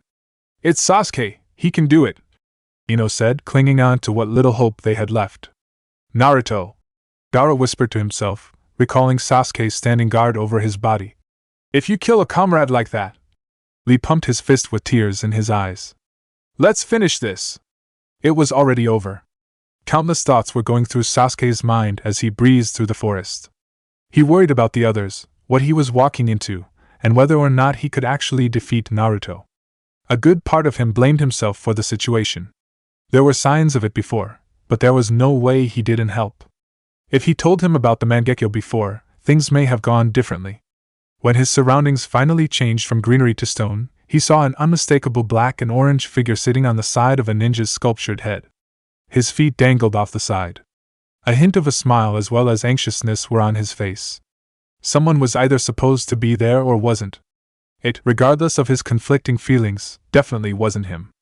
Like Itachi, he was leaving him behind, complete with betraying the village. He took a deep breath, grit his teeth, and lifted his head into the air. Naruto! Sasuke! He jumped to his feet and glared at him with reddening. How the F? A scoff left his lips. That bony, silver-haired cunt! Stomping a foot, he snarled. I should have known he was planning this, that snake fuck. What are you talking about? Kimimaro obviously let you go. I was told to wait here. Think, dumbass. Orochimaru wanted me to catch up to you. Duh. Naruto furrowed his brow. I don't give a shit if he is watching us. I'm going to fucking kill you and crush those stupid eyes. He squinted as he leapt over, closing the distance before an explosive clone could be made. If Orochimaru is watching us, why should we fight? He wants to steal your body, which means killing you. Oh wow. I totally didn't know that. He rolled his eyes. Did Granny Tsunade forget to tell you we ran into him? His confused face drew a laugh. Now think, why would Orochimaru seek out the shinobi world's greatest medical ninja after a fight with the old man? The Hokage mortally wounded him. And if he could just swap bodies to fix it, why didn't he do that instead of going to Granny Tsunade? It requires certain conditions to be met. There you go. He scoffed. For someone who graduated at the top of his class, you really are fucking stupid. Naruto. He lunged for Sasuke's neck only for him to catch his wrists. Did you not hear a single word I said? Growling, his slit red eyes dug into the somber tomo of his Sharingan. Why are you doing this? He concentrated his chakra into his palms and molded it into lightning. Naruto, feeling an odd buzzing, grabbed his wrists in turn. I have every reason to. He let himself fall before throwing him over with the added force. He rolled onto his feet. You were doing fine before. I was. Springing to his feet, his lips thinned out against each other. What happened to you, Naruto? He averted his gaze for a second. Do you really want to know? The "are you fucking kidding me" look on his face made him laugh. Well, you are going to die anyway, and I'm probably never going to see Enko-sensei again. Inclining his head, his mocking smile turned sad. I met my dad. Sasuke's eyes widened. What? My dad, you know, dumbass, the guy who fucks your mother? He chuckled at a twitch. Everyone in the shinobi world knows him, but a few people knew what he was to me. Furrowing his brow, he clenched his hands into fists. We both know those people too. Who are you talking about? Kakashi, pervy sage, and the old man. They knew the entire fucking time and never told me. I laid it all out on the table for Kakashi to finally say it that day, and he still didn't say shit, that piece of. The Nine-Tails chakra bubbled over before dissipating. Even when I showed him the Rasengan, he kept his mouth shut. He laughed bitterly as Sasuke froze. Can you fucking believe that lazy asshole? The fourth Hokage is dead. He put his hand over his seal. I know, but he still found a way to talk to me. When he sealed the Nine-Tails, a part of him stayed as some sort of failsafe in case I tried to release it. On the day of Orochimaru's attack, honest worry sparked in his eyes. Naruto, were you trying to kill yourself? His voice broke. My father chose the village over me, his only child birthed by the woman he loved. Vision blurring, his heart ached. He told me he loved me, and I only went on about how I was going to kill everyone because of him. I thought he was lying, but I realized now he wasn't. Tears streamed down his whiskered cheeks. Even though I was his son, I wasn't enough for him to put me before everyone else. I wasn't enough for the old man, Kakashi, or pervy sage. They kept my father and my mother from me because they knew what could happen if I knew that. Naru, what I still don't get is how, of all people, you're the only one I could bring myself to tell this to. He pursed his lips. I mean, it's partly because I'm going to kill you, but still. Sasuke stared. You need help. Oh, I know. That's why I'm going to Orochimaru. When I pick up everything I can from him, I'll kill him and then move on to the village. Might stop by the cloud first as a test run. We both know you know that's not what I meant. He resisted the urge to facepalm when he laughed for the umpteenth time. You could always read me better than anyone else. Naruto dropped into a stance. But I'm pretty sure I can read you better. I don't want to fight you, and you know I'd win. He scoffed. All I ever used against you was taijutsu. Even back in the academy, I was fighting with a handicap thanks to those stupid rules. So you either fight or lay down and die, you gloomy cocksucker. His fingers formed the shadow clone jutsu sign, creating a single copy. It was time. Chapter 44 Heavy Violence. In a valley where two friends fought over differences long ago, history was about to repeat. A young man gifted with exceptional eyes faced off with a young man gifted with vitality. The irony laid in their ideals being switched to an extent. Neither was like either shinobi they represented personality-wise. Really, they were a mishmash of both, not that they knew or cared. Sasuke knew what Naruto intended, to split his focus with a clone and blindside him, bypassing his Sharingan. If Kakashi didn't explain the Shadow Clone Jutsu's full capabilities, he would have gone straight for it and left himself open. Their arsenal of jutsu complemented and clashed with each other's, but he was still superior in taijutsu as long as he had his eyes. Keeping a close offensive, as always, was his best course of action. Naruto and his clone ran to opposite sides of their opponent. He stepped back, keeping them both in his view, but they accounted for it. The clone made the snake seal while the original reached for his ninja tools. If he couldn't slip past his Sharingan, he'd overwhelm or render it useless. Rupturing them was a devastating move he was aching to pull off too. A clap of the clone's hand sent Sasuke flying over the statue's stone hair. The reach for a pouch told him what was coming next. He caught himself and held his position until catching sight of Naruto. Immediately, he dived behind the stiff yet wavy locks, avoiding a tidal wave of shuriken. Countering that tactic wasn't in his cards, but it wasn't like he was in any position to stop him then. What happened? You were talking all that good shit a second ago. Clucking his tongue, Sasuke stood and jumped over the statue's side. He attached himself to it with chakra before running up across its head towards the Naruto's. One drew shuriken while the other made the snake sign again, letting him know the two different moves he could do. When the shuriken were thrown, he flattened himself against the stone. The clone clapped its hands to send the shuriken flying over his head. Come on! It, seeing the original draw more, began going through the shuriken shadow clone jutsu signs. Can you do anything other than dodge? He pushed himself up, drew his own shuriken, closed the distance between them, and threw it once the clone jumped back, impaling both its middle fingers forming the rat sign. Seeing the real one-breath chakra over his, he rushed him. He tilted out of a stay-back punch before grabbing his upper arm and pivoting behind him. They were in opposite positions from the time he dislocated his arm in a hold. First Sakura, now you. The moment his elbow moved a centimeter back, his held arm flared in pain. Sasuke hyperextended it a little more. "It's over, Naruto. Don't struggle, or I'll break your arm." Naruto scoffed. "Did you really think a fight against me would end this easily?" Looking to the clone with free bloody hands, he signaled it with a wink. "I was hoping it would." Sasuke narrowed his eyes when it made the snake seal. "You're a clone, aren't you?" "Nope." Naruto braced himself before it clapped. Sasuke, on reflex, shut his eyes to protect them from the wind as they were both sent off the statue. He didn't let go of Naruto in spite of it. When he parted his eyelids, it was too late to stop him from ramming the back of his shuriken hand against his crotch. The pain only a male could feel made him let go, something he immediately regretted. Realizing he was too close to use the proper vacuum shuriken, Naruto put them back into his pouch while the clone dispelled itself. In his other hand, he created a Rasengan, aiming to finish him as quickly as possible. All he needed was to touch his chest with it, and everything between them would be over. The Sharingan would make landing it difficult though. Sasuke reached for his wrist before he could thrust with it, only for his hand to inch back. He did the same as Naruto tried to hit his instead. The sight of chakra gathering into his other arm informed him of another Rasengan before it manifested. Shifting his body to avoid them, he moved parallel to his movements, maximizing his evasiveness, while aiming to grapple his wrists.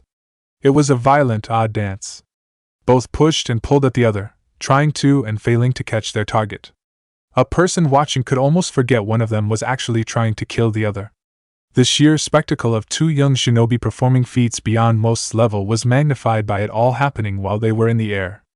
Each would have enjoyed it far more if it were under better circumstances.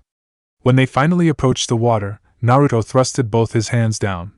Sasuke, just as he predicted, moved his back towards it as he did the same with his body. A massive whirlpool formed beneath them on contact with the Rasengans. The force of the rotation alone was enough to send them spiraling away from the other, skidding across the wavering water like stones.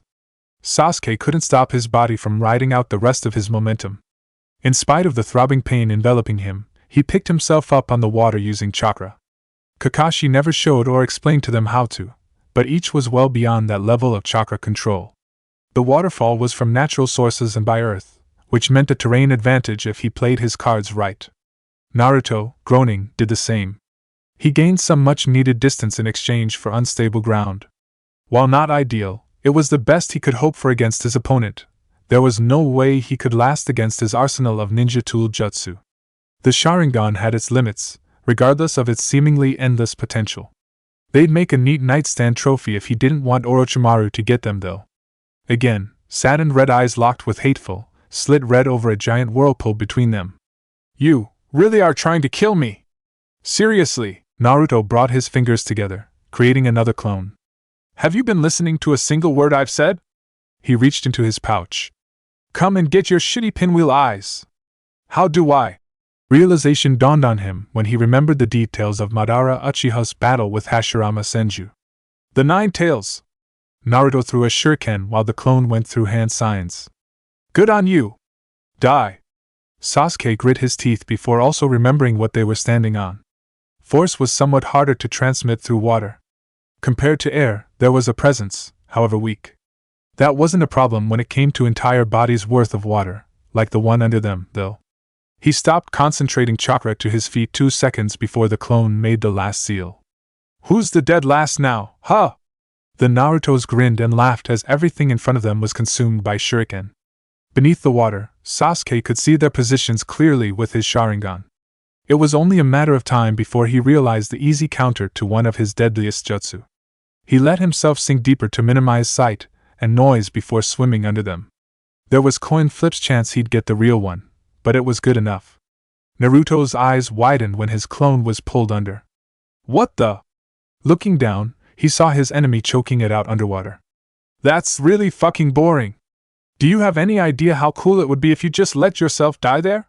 Sasuke's face scrunched in disbelief, while the Naruto thrashed in his arms. It took him out of it long enough for the clone to stop and start creating a Rasengan pointed toward him. When he noticed the change in its behavior, it was too late. The rotational force sent both spiraling away from each other, knocking them unbalanced. "Good job, other me!" Naruto took out several more shuriken and blue wind-infused chakra over them. This will finish it. He jumped to give the vacuum shuriken enough startup time before throwing. They buzzed into the water and floundered. While the vacuum shuriken could cut through it, its core couldn't. Its momentum dissipated, taking the saw of wind with it. Several normal shurikens spun in the lake for a moment until sinking still a good distance away from the intended target. Sasuke recovered a few seconds after and saw them going under. Oh, come on! Naruto stomped his foot, splashing water around his feet. Now I get why Anko-sensei hates water so much! Sasuke floated to the surface, took a deep breath, and went back under before Naruto could throw more.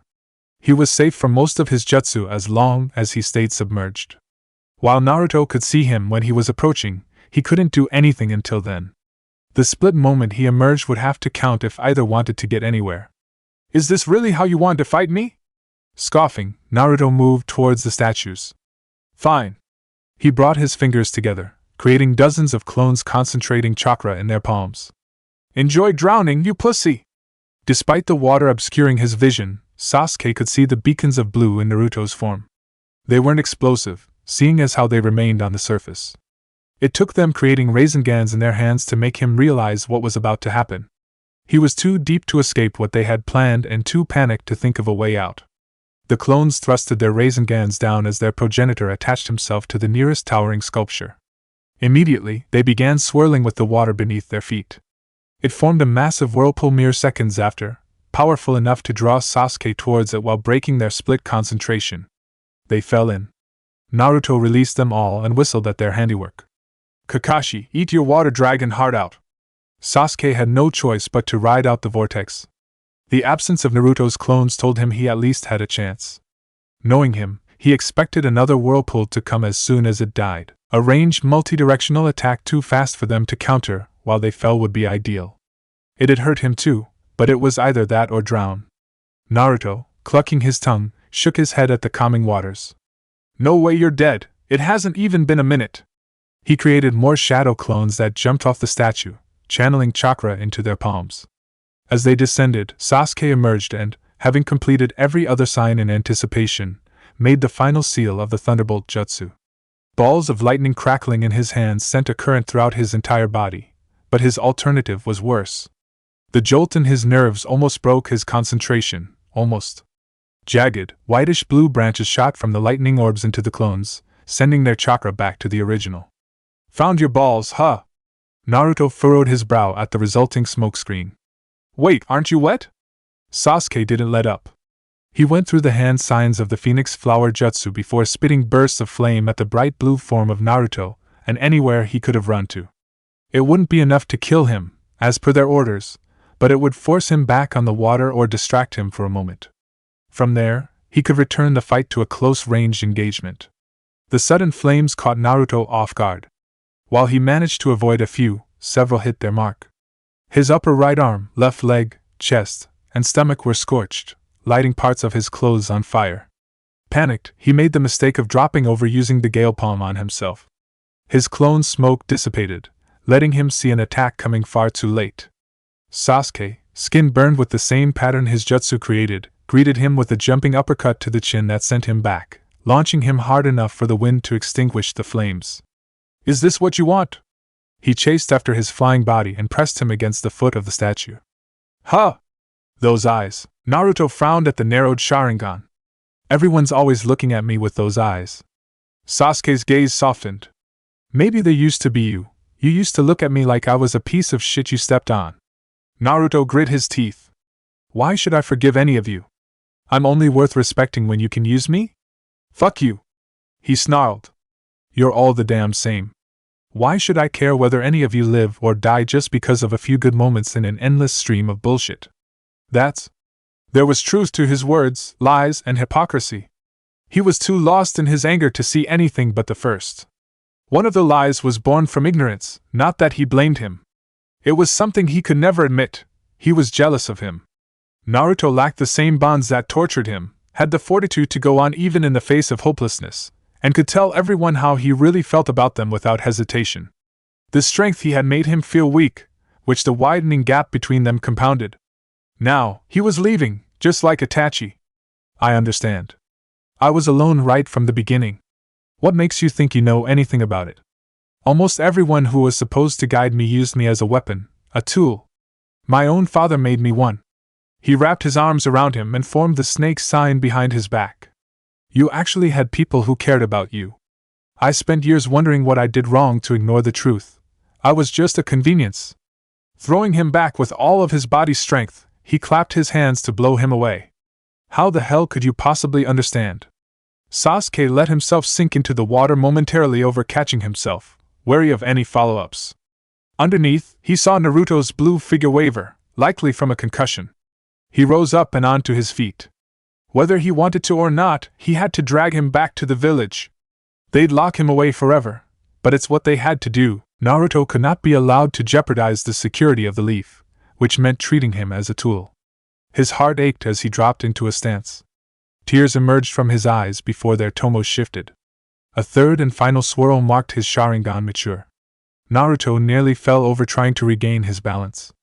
Son of a bitch! Let all of your anger and hatred consume you.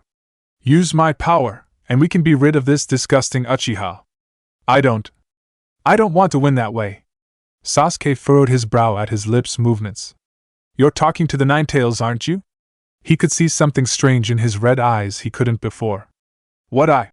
The valley faded into a sewer-like cavern he didn't recognize. Huh? How did why? Naruto squinted. You swirly-eyed cocksucker. An all-encompassing growl shook their surroundings. It sent a shiver through Sasuke, but it reassured Naruto. Countless heard it before falling victim to its origin, hatred and anger incarnate. They were insignificant when compared to it in almost every way. Naruto was too used to it for anything it might do or be to ever intimidate him. Sasuke stared at the cage with the paper-labeled seal covering its gates. Is that? A colossal orange-furred claw ran through the gaps and into him, snapping him back to reality. Stay out of my head! Stop restraining your anger and kill him! Naruto snarled. I already told you no! Don't let it control you, Naruto! You dumbass! Red chakra bubbled around him. We're arguing over how to kill you! It dissipated as he got his bearings. And now I'm healed! Look what you did for yourself! He scoffed at his scrunched face. I'd let you do that again, but way too much is riding on this. I suppose this is the best I could hope for. Oh, shut up! You're ruining this fight for me. They're going to lock us away forever if you lose. Well, I won't. He moved his hands together. Sasuke, seeing the movement far sooner than he usually would, drew several shuriken and threw them where his fingers would meet, where he'd move them, and the positions his wrists would be. To both their surprise, each found their mark. His Sharingan gave him a decent idea of where his movements would be, but they were nowhere near that exact. Every subtle shift of momentum in his own body, Naruto's, and the whirling shuriken was visible to him. Putting aside his awe, he sprinted after him. How? Naruto sunk over engaging in close combat. The two-tomo Sharingan was already too much for him to deal with. He could blindside him, but that was far more difficult with a fully matured Sharingan. Beneath the water, he took a page from Taiya's book, ripping the shuriken out with his teeth. He formed the Shadow Clone Jutsu sign as Sasuke submerged himself. Vision filling with Naruto's, Sasuke rose back to the surface, narrowly escaping one's clutches.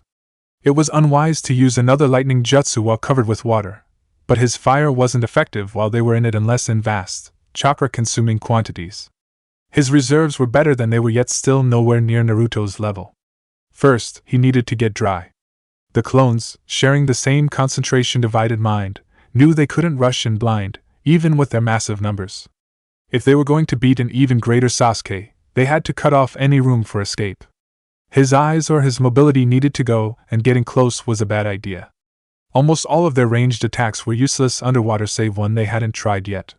Sasuke's eyes widened when he saw nearly half in his vision make the snake sign while the others moved in front of them. It was a tactic so absurd only Naruto could think of unironically using in a live combat scenario. He leaned away from a rocketing clone and was knocked off balance by another shooting from behind him. A pair of hands grabbed his ankles from beneath, unintentionally steadying him while rooting him in place. With his mobility limited, the clones emerged from the water and drew kunai. They rushed him without a second thought. He could still move his hands, but that didn't matter when surrounded and restrained.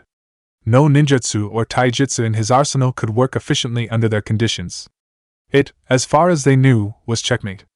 He realized the dire situation too. Unlike them, he knew it was far from over. Making the snake sign, he took a deep breath to calm himself and prepare his counter-attack. The ram, monkey, and boar seals followed before the first clone thrusted its kanai.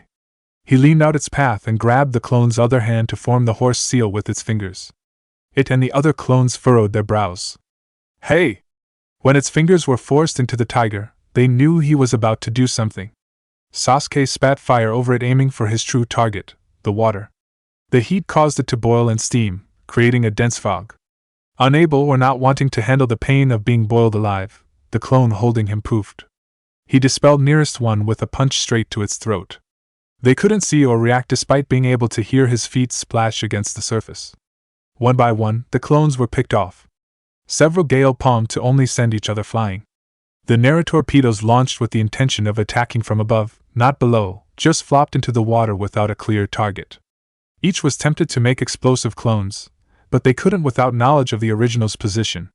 Vacuum shuriken were less questionable yet still dangerous. The real Naruto looked down from the top of the wavy lock statue, having swam and climbed it after making so many copies. He could have ran into the land of rice, but that meant leaving Sasuke alive.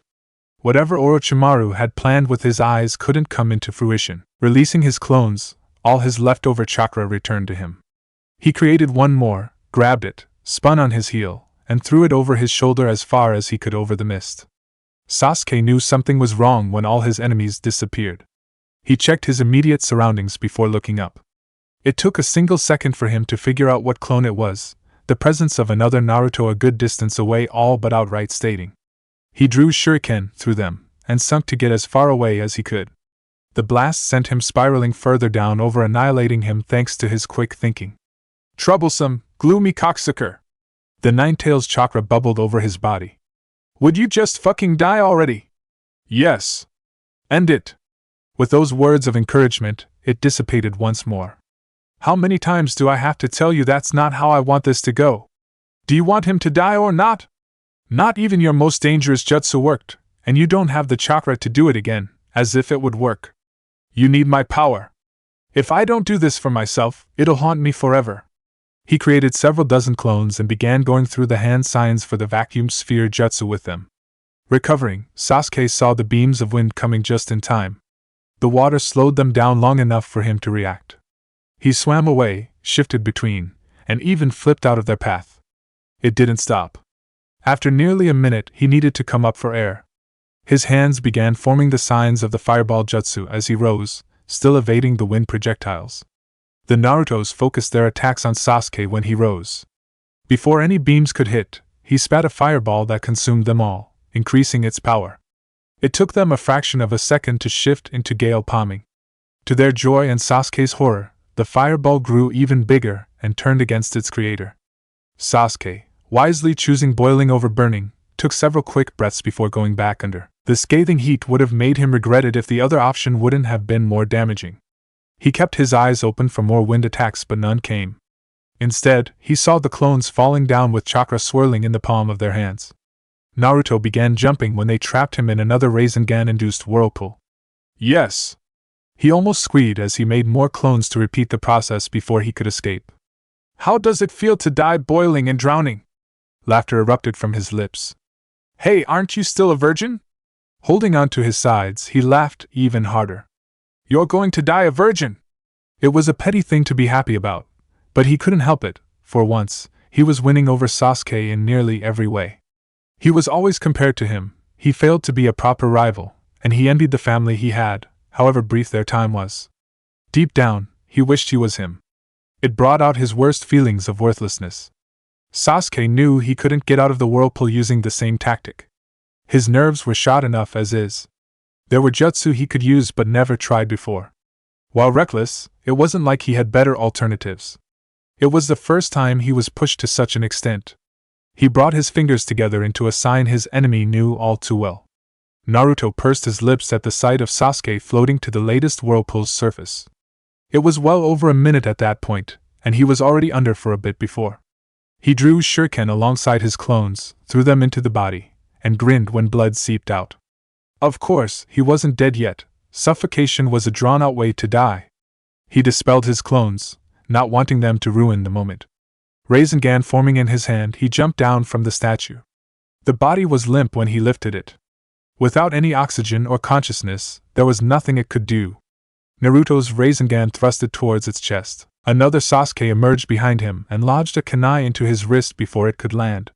He snaked an arm around Naruto's throat, but he slipped out in time and jumped away, leaving him panting. Naruto nearly made the mistake of pulling out the kunai. "Exactly like Sakura!" he scoffed. "Should have known you'd both try and copy me." Sasuke dispelled his clone and coughed at the phantom feeling of water in his lungs. While he clung to consciousness, his clone didn't to sell his apparent defeat. It was a risky maneuver, but it worked. Naruto couldn't use most of his ninjutsu without both hands. There was almost nothing left for him to work with, just as he planned.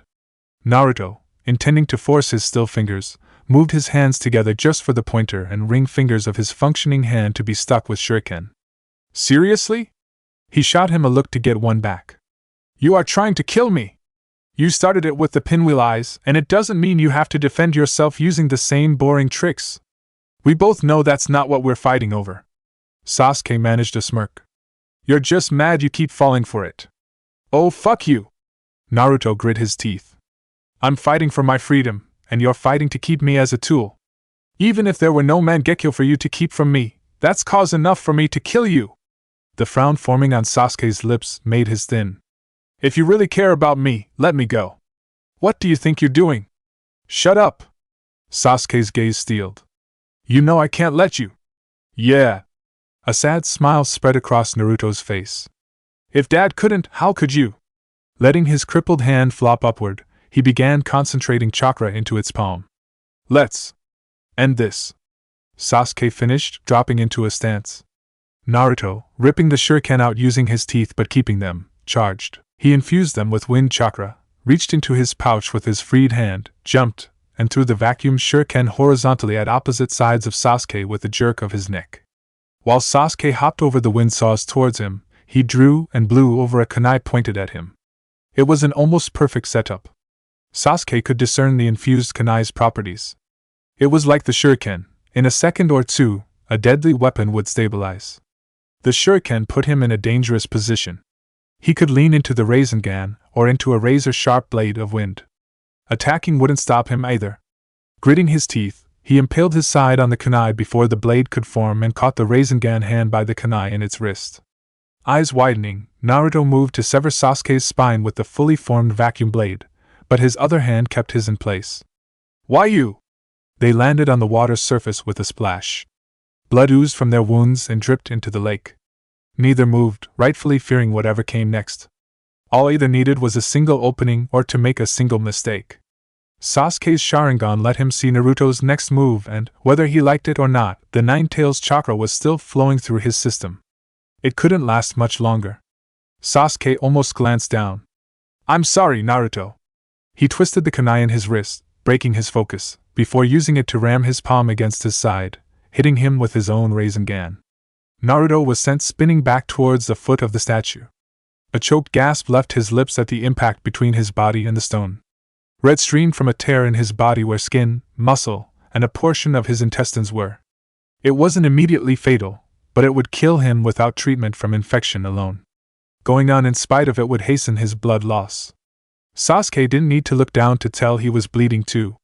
The force of the Rasengan let Naruto tear through his side completely. While not as bad as Naruto's wound, it was still going to kill him if left alone. "As the head of the Uchiha clan, I can make a plea on your behalf. We can make sure you're comfortable." He knew it likely wouldn't be accepted, but he wanted to ease his pain at the very least. Naruto forced himself out of the stone. Fuck you!" He almost fell over when his feet touched the water. "You're not putting me in a cage. As entertaining as the irony of that would be, I don't want you in one either. It's time to stop letting your pride hold you back. Just..." He snarled in frustration. Their long-awaited battle was coming to a close. While one seemed like he had the upper hand, it could change with the wind. Both were on borrowed time. Neither knew for sure if there would be support from anyone coming, so they had to end it, or they'd both end up dead from their wounds. Only one of them wanted the other to die, and a true victory for his opposite was coming home with him alive. Even if either got what they wanted, It was uncertain they'd be satisfied. Chapter 45: The Worst Conclusion. The two shinobi stared each other down. Each went over the other's conditions, jutsu, tactics, and personality. Long and close-range combat had benefits and downsides for both. One had an overall advantage thanks to two functioning hands, but his goal wasn't to kill his opponent. He was wounded enough as is. Their strikes had to be fast and hard to outpace the speed of their blood loss. While one could attack with impunity, the other needed to create an opening or attack where he couldn't see. His approach was decided based on that. Naruto formed a Rasengan in his disabled hand once more. It was impossible to land at his current range, but that wasn't why he made it. He took a deep breath, jumped, and slammed the ball of concentrated force into the statue behind him. Again, he was sent spiraling. Exerting himself physically would have hastened his bleeding and lacked the same effect. Sasuke, thanks to his Sharingan, leaned out of his path. The blood from his wound splattered over one of his eyes though. He wiped it on his arm bandages and heard the signature poof of his opponent's favorite jutsu. Jumping away, he turned toward his foes with a cluck of his tongue. His hands joined into signs as he backed away, wisely keeping them all in view and far. A portion of the clones spread out, drew shuriken with their good hands, and blew chakra over them. Behind the vacuum shuriken clones, several other groups sunk beneath the water. The former threw the shuriken at him and everywhere he could go above their makeshift ground. Whether above or below, there was something waiting for him. Hands on the bore sign, Sasuke realized he couldn't use his jutsu in time. Sinking was less dangerous than staying, even with the clones. Playing into their hands wouldn't do him any good though. His Sharingan let him know exactly what path the shuriken would take. They would expand, so each was thrown where the clones thought they wouldn't clash with each other. He hopped, twisted between the windsaws, completed the last two signs, and spat fire. The clones on the flanks jumped away to avoid the flames while the others sunk. Not all got to safety in time. Specifically, those closest to Sasuke were reduced to smoke. It, however, was something they accounted for. Clones that submerged themselves earlier finished forcing their limp hands into the appropriate seals. Beams of wind spat from their mouths with little interference from the water. Sasuke saw one shoot out a few inches away from him just as another tore through the upper left side of his chest, rupturing his lung from behind. Eyes widening, he darted away the moment his feet touched the water's surface, avoiding the projectiles as best his Sharingan allowed. He evaded several more vacuum shuriken with greater ease. The pain of a ruptured organ and sudden loss of half his lung capacity halted his momentum.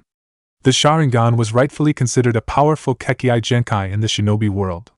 It bestowed nearly unrivaled analytical abilities, custom genjutsu, and the ability to imprint thoughts in an opponent's mind. Few people knew it had the potential to go even further beyond. However, none of its abilities changed the fact they were still eyes. One-on-one engagements with Uchiha were bad ideas, but they were of little threat against superior numbers. Hashirama Senju killed Madara Uchiha through stabbing him in the back, and many others before the massacre were dispatched much the same. Naruto rose from the water with his duplicates, concealing his presence. He grinned alongside them at the red surging from Sasuke's chest. As bad as his wounds were, none of his major organs were damaged. The kunai in his wrist was more of a hindrance despite not being fatal. One appearing in his clones was odd but beneficial to his anonymity. It wasn't like they'd be able to move it anyway since they'd bared his wounds. Sasuke, realizing just how disadvantaged he was, circled around to the statues, dodging more vacuum shuriken all the while. He correctly deduced the clones in the water were operating off memory rather than eyesight, and there was a time they'd have to come up for air if they didn't dispel themselves. While the water served him earlier, it was playing against him now. Turning it against Naruto was his best move. He ran up the nearest statue, dropped himself to dry before reattaching himself, and repeated the process. The clones raised eyebrows alongside their creator as they threw vacuum shuriken in vain. It wasn't until the balls of lightning manifested in his hands did they realize the purpose of his actions. Immediately, Naruto called for them, singling himself out. His alternative was being electrocuted while wet, so he chose risking the possibility of getting shocked. They grabbed onto him as best they could with one hand, threw him into the air, and launched him toward their enemy with the gale palm. It was all according to Sasuke's plan. Directly attacking him was still out of the question. He shot a super thunderbolt into the water, eliminating all of his clones. Pivoting, He avoided a stone-warping Rasengan and blood Naruto flung at his Sharingan with his other hand. Taking advantage of their new positions, he moved to choke him again. Naruto predicted it. He inclined his head in time to guard his neck before biting into his Sasuke's upper arm, puncturing his brachial artery with his elongated incisors. Reaching into his pouch with his good hand, he pulled out a kunai but stabbed air. Sasuke reattached himself lower on the statue when he turned to face him. A cluck of his tongue summarized both of their present feelings. "Are you even still in there?" Sasuke panted, glancing at his bleeding wounds. Scoffing, Naruto wiped the blood on his lips with the sleeve of his shirt. "If anyone's going to kill you, it's going to be me. I'm not going to." Sasuke's panting didn't stop. "You." His body was going into shock, blood loss, and have oxygen intake magnifying the consequences of each other. Does the gloomy cocksucker have a boo-boo? Get your mom to kiss them." He snickered. "Oh wait, she's dead." Sasuke snarled as his heart raced. He knew it was a ploy to throw him off and hasten his bleeding, but it still worked. In comparison to Naruto, his time was drastically shortened. The fight needed to end before he was too wounded to even carry his unconscious body. Grappling wasn't working in his favor while disabling limbs was. A crippling blow that cauterized any wounds it'd make was best. Naruto, seeing Sasuke's hands join again, rushed him and growled as he willfully fell away. It was obvious the tide was turning in his favor. All he had to do was wait him out, but he was far too impatient. His ultimate victory over his appointed rival couldn't come down to something so anticlimactic. It had to be brutal, flashy, and make everyone that heard about it wish they were him. When lightning gathered in Sasuke's left hand, he recognized the jutsu from the Land of Waves and saw opportunity. Sasuke's Sharingan narrowed at the chakra concentrating in Naruto's right hand. He couldn't tell by sight what would happen if their jutsu clashed. The Chidori was like an impossibly sharp spear while the Rasengan was like a contained explosion. Chances were they'd both lose their arms, but he had little options left. It was do or die. Rasengan fully formed, Naruto charged. "Sasuke! Naruto!" Sasuke ran up towards him. Pure chakra met crackling lightning. Space warped around their combined energies for but a moment. One gave way to the other, too imprecise and weak in comparison. While their execution and natures were different, their fundamentals were similar, force concentrated at a singular point. Only one of them was perfected and the other, unknown to both, was an imperfect copy of it. Seeing his failure before it was obvious, Sasuke inclined away from the epicenter as much as he could. Skin on half his fingers tore and their bones warped. The Rasengan ripped across his arm, shredding everything in its path. He was fortunate to have a parallel dominant hand because it would have likely gone into his chest instead if he didn't. What he didn't account for was the sheer agony. Naruto saw opportunity. He leaned towards Sasuke in turn, lining up his shot. There was no way Sasuke couldn't see it coming, but he could tell his nerves were too racked from pain to react. As if he practiced the blow well over 1,000 times, he smashed his knee into his liver. A grin spread across his face as Sasuke's contorted. He felt like a puppet with its strings cut. The world around him spun several times until he smacked into the water. Pain and horror encompassed his being. With all his will, he tried to move his body but could only twitch. Shock from several sources held him still. Oxygen in his lungs kept him afloat, leaving him exposed. A shiver ran through him when he heard a nearby pitter-patter. It was a dream come true for Naruto and a living nightmare for Sasuke. Their long-awaited battle was expected by both to take place at the Chunin exam final, but that was interrupted by the mastermind of their predicament. As planned, there was a clear victor and loser after they pushed each other to their limits. Only a few details were off. I won. Naruto laughed as he approached. "I won!" Looming over him, he created another Rasengan. "I'm better than you. I was always better than you. I'll always be better than you." He thrusted down. Sasuke's eyes shifted from terror to broken acceptance. It wasn't unnoticed, but Naruto was too lost to give him the same leniency as Neji. There was no room left for doubt or compassion. He despised his old, weak self lashing out pathetically at a world that hated him. It had to die for him to break apart the system. A stream of snakes shot at and coiled around his arm. Some fell to swim at Sasuke before doing the same around both of his, acting as tourniquets. Effectively living muscle rope, they accomplished their tasks. The boys came to the same conclusion based on their prior experiences with snakes. Flowing adrenaline made them rule out any other suspect. Snake Fu! Naruto looked up and froze. Anko-sensei? Her eyes, welling with tears, narrowed at his. Just what the hell do you think you're doing? Recoiling, he averted his gaze. His glee gave way to sadness. We are going back to the village. You are going to beg Lady Hokage for forgiveness, and so help me if Swirly Eyes here dies. Do you have any idea what they'll do to you if he does? Do you have any idea what they'll do to you for even pulling a stunt like this? I'm not going back. Anko grit her teeth. Naruto, I'm not going. He glared back at her even as his heart ached. Why should I be a tool for people who only like me just because I'm useful? Naruto. The tears streamed down her cheeks. His lips quivered. Let me go. If you really care for me, please just let me go. Do you have any idea what will happen if I do? Tons of people you don't know and never meeting are going to die. Maybe a few you do will get hurt, but I'll be free. For some other village to snatch up and treat even worse. If a kunai wasn't stuck in his other hand's wrist, he would have rubbed the back of his head. Yeah. Who he was running to reduce the chances of her acceptance to absolute zero. About that. Don't tell me those greedy cloud bastards reached out to why. The seal on her neck burned, drawing her free hand. You've gotta be fucking kidding me. He would come in at the worst possible time. Naruto looked away again as her face scrunched in disbelief. After everything he's done, you're going to Orochimaru. It's not like I had a lot of options. Anko scoffed. He is the absolute worst. For fuck's sake, he's planning on taking over your body. I know. Naruto squinted at her confused look. Why didn't you tell me? That's no. Her curse mark visibly grew alongside its pain. From the land of Rice's riverbank, a bandaged figure vaguely familiar to them walked onto the water. This is a peculiar turn of events, he hummed. Everyone but Kimimaro is dead. Not unexpected yet still somewhat surprising. It seems there are other promising young ninja. His green slit eyes peeking out from the bandages ran over the boy's wounds. Both of you need medical attention. They lingered on Sasuke. One of you more than the other. Why you v? Anko's legs gave out. What the hell? She nearly let go of Naruto when he, still aiming to kill Sasuke, struggled against her living bindings. Now! He extended an arm at Naruto, shooting snakes of his own. There's nothing either of them can do. Target constricted, he tugged him back and out of her weakened grasp. If Anko is here, other jonin could be on their way, perhaps even your sensei. Kimimaro is extraordinary, but I doubt he can take Kakashi.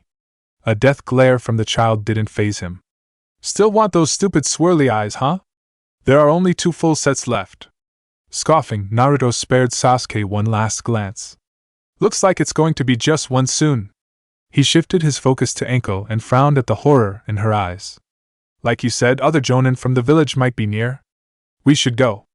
Orochimaru hummed. Yes.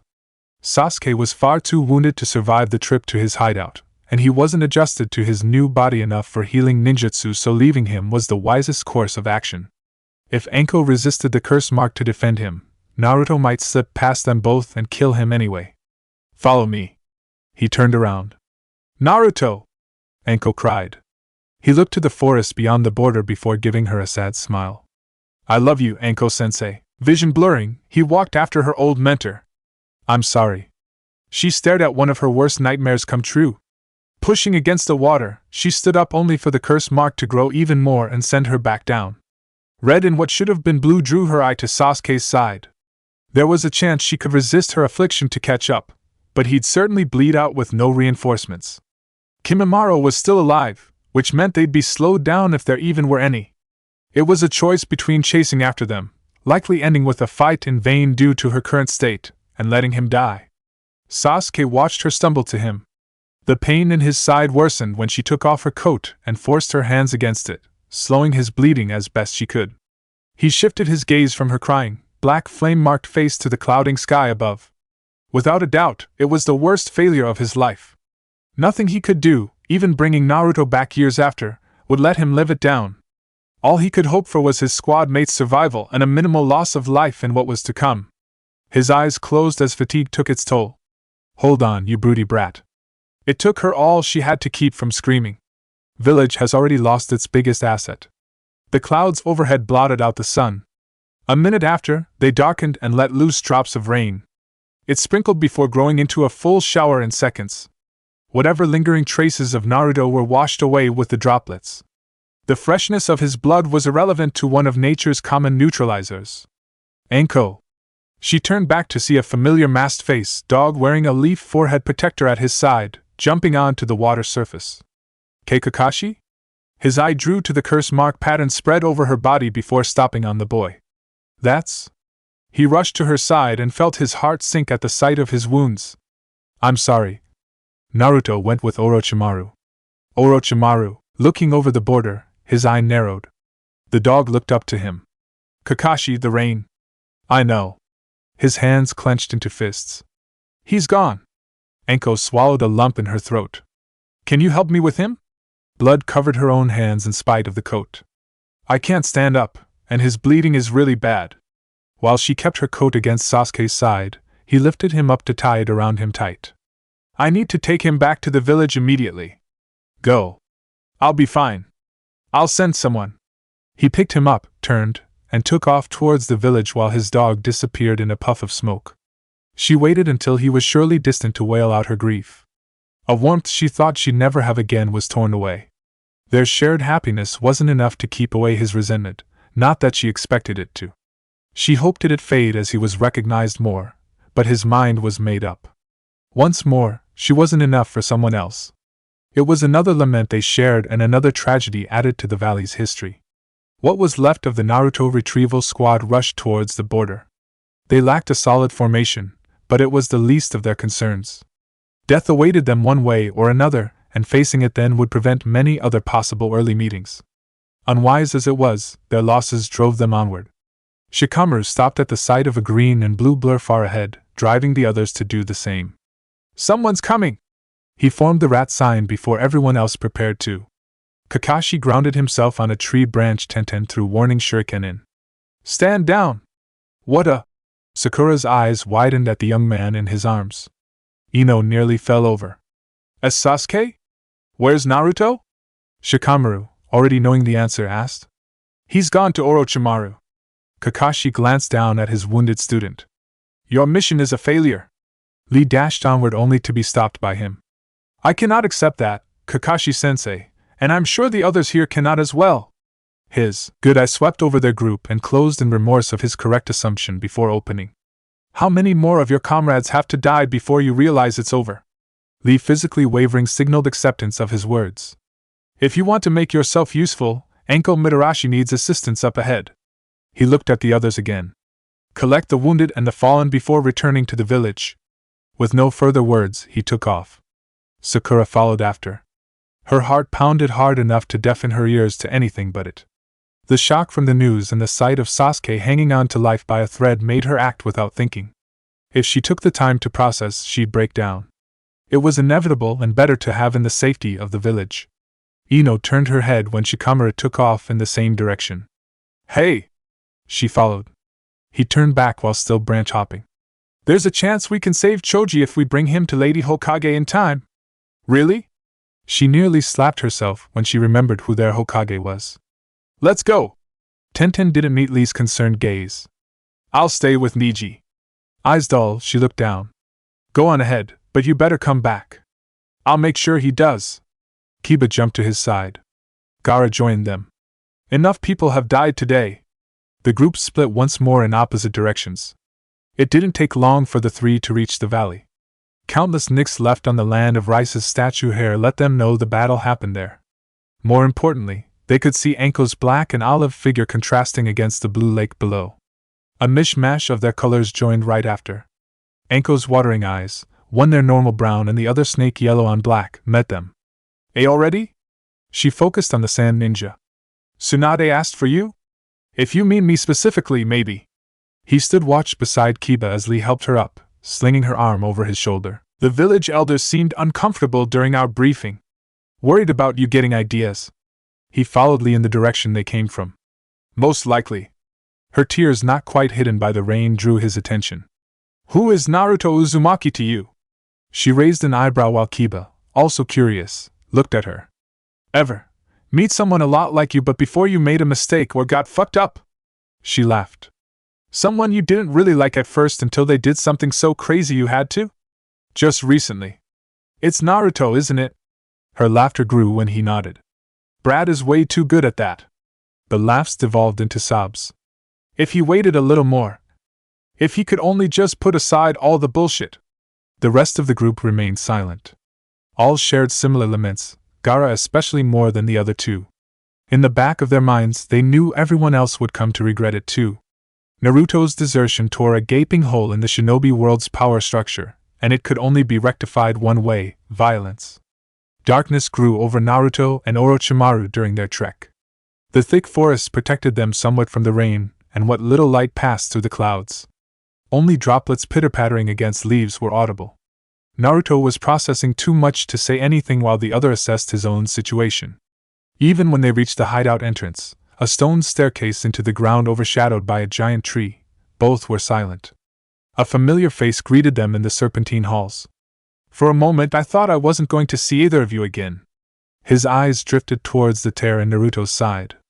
I know it's foolish to say this, but how are you still conscious? Looking up to his blank wet face, he smirked. Surpri. He blinked as he brushed past him. What happened? Kimimaro is dead, Orochimaru answered. Oh. He glanced back at Naruto going onward. Then the other four are as well. He nodded. I was expecting at least one of them to die. All four is surprising. Walking onward, he hummed. Kimimaro. Kabuto followed. Makes it alarming. Either there was a Jonin on the retrieval team, or I missed yet another promising young shinobi. You don't think they found a way to kill him as a group? He adjusted his glasses. Orochimaru laughed. A hastily put together squad prioritizing Naruto's retrieval? Good boy.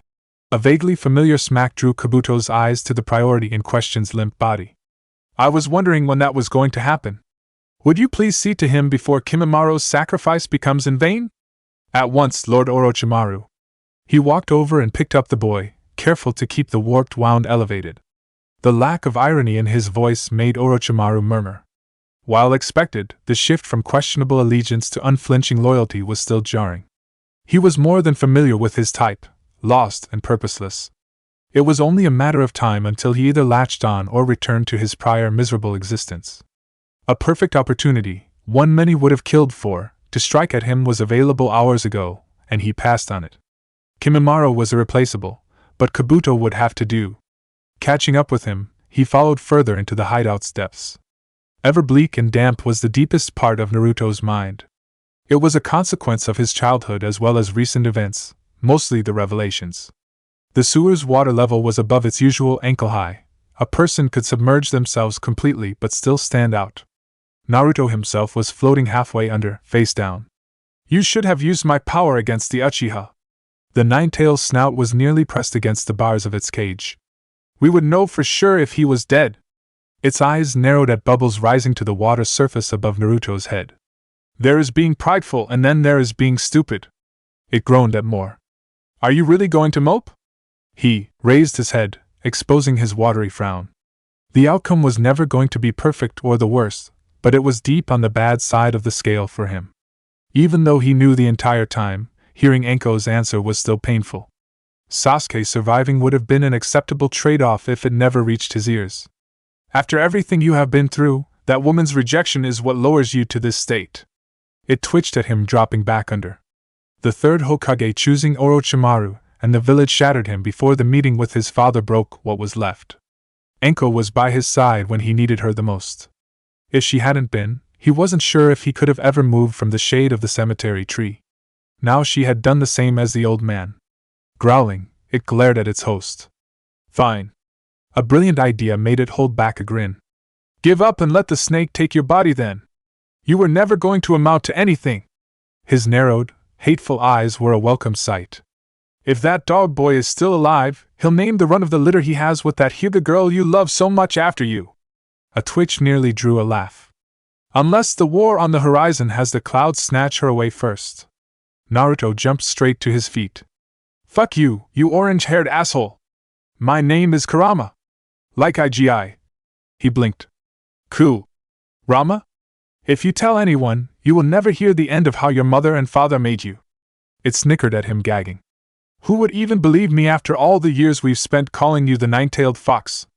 Just don't tell the vermin, and I will spare you endless agony. He squinted at Kurama before smiling. I think I'm starting to figure you out.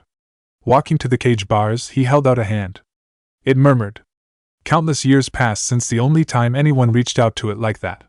While it towered over the man still, Kurama felt so small before him. Reality was clay to his will, but his air of serenity was beyond anything it had yet to experience. Naruto was worlds apart from him, yet kept reminding it of its creator. You know you want to. He wiggled it for emphasis. Kurama rolled its eyes.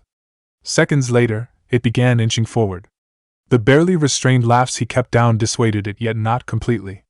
Relatively smooth skin patted its rough nose, marking the first time in millennia a human being touched it non-violently. It stared as Naruto and its cage turned to the side until they were upside down.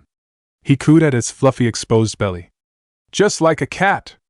As much as it wanted to voice its protests, it knew any would be ridiculed. Cuteness, aside from reshaping the landscape through sheer power, was its specialty anyway. The nostalgic, pleasant feeling kept it from moving back. Naruto grinning and laughing drove it to close its eyes. An old man took his place in its mind, albeit far shorter. Longing buried deep under hatred was soothed by his touch. The smallest of whimpers whined out its throat. Naruto, as much as it didn't want him to, heard it. You know, Kurama. His smile turned sad. All you and me really wanted in this life was to be held. Frowning, he turned to the still creature. You've been alive way longer than me and will live longer than I ever will. Does it get any easier? Its lips parted, froze, and rested against each other. While life in general took an immediate downturn after the sage died, it was never a complete downward slide. There were times of peace and prosperity even in the catastrophe left after his passing. Sometimes it found it tolerable and others it found it unbearable. Like many things in their world, the answer wasn't so simple. Saying it like that wouldn't satisfy his curiosity though. Yeah, I thought so. He sat down, keeping his hand on its nose. If the Sage of Six Paths really could do anything, why didn't he change the world? One of Kurama's eyes opening halfway nearly made him regret saying anything. Maybe he didn't want to, maybe he couldn't. You can't change people who think they're doing the right thing without forcing them to, and it doesn't sound like he would have wanted it to happen that way. He took a deep breath and sighed. Without power, all you can do is control how you react to things. There's a limit to how much you can do with it too, taking you tailed beasts for example. Shaking his head, he groaned. It's all such a pain. Neither once thought they'd be in their current positions, resting side by side and through the cage that bound them both. Years' worth of bad blood were cast aside for the sake of a shared goal. Whether or not they'd stay amicable after accomplishing it was something they weren't sure about. That was still some time far from then. Each one's compassion for the other would have to last until then, at the very least.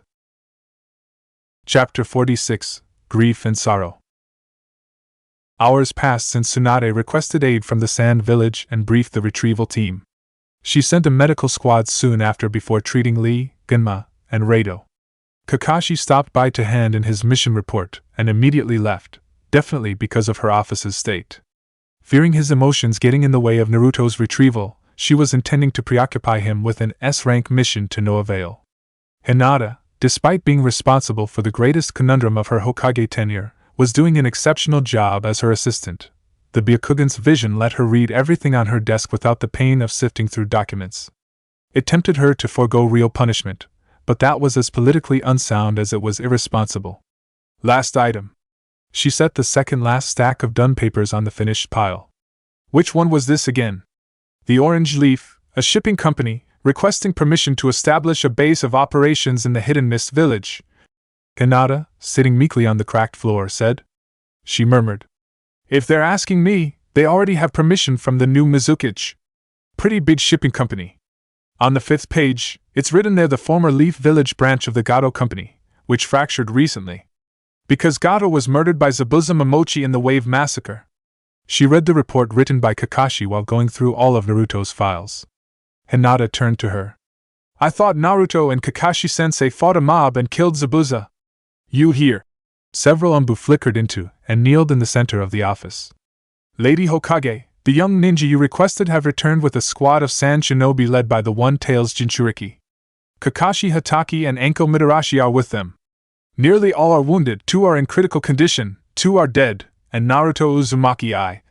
Tsunade rose from her chair. Return to your duties. She didn't want to hear it. Hinata, follow me. Why yes, Lady Hokage. Heart pounding in her ears, she stood up as the umbu flickered away and obeyed. Tsunade cut through her residence to its exterior. Outside, she leaped over the fence towards the hospital. Hinata, lacking the same physical ability, lagged some ways behind but didn't lose sight of her. Eyes turned to greet her as she entered before widening. She went straight to the emergency department, spared all sullen ninja waiting in the hall a glance, and barged into the operating room to assist. Hinata emerged from the hall heaving. Lady Ho! She stopped at the sight of all the familiar faces and her blood froze. Where are Niji and Shino? Tenten giggled, to everyone's surprise. She laughed even harder before rising from her seat. Holding her sides, she walked down the other side of the hallway. She held a hand out to Hinata and beckoned her. It was as unknown to her as it was to them if her intentions were malicious. Lee rose when he saw her follow. I will go. He caught up within seconds, turning 2 into 3. Attracting eyes, they trekked from one section of the building to another. Sterile white was replaced by dismal gray. A set of matching steel doors stood guard at the end of the hall, filling them with a sense of foreboding. Lee, swallowing his nerves, parted and held them open before shutting both behind him.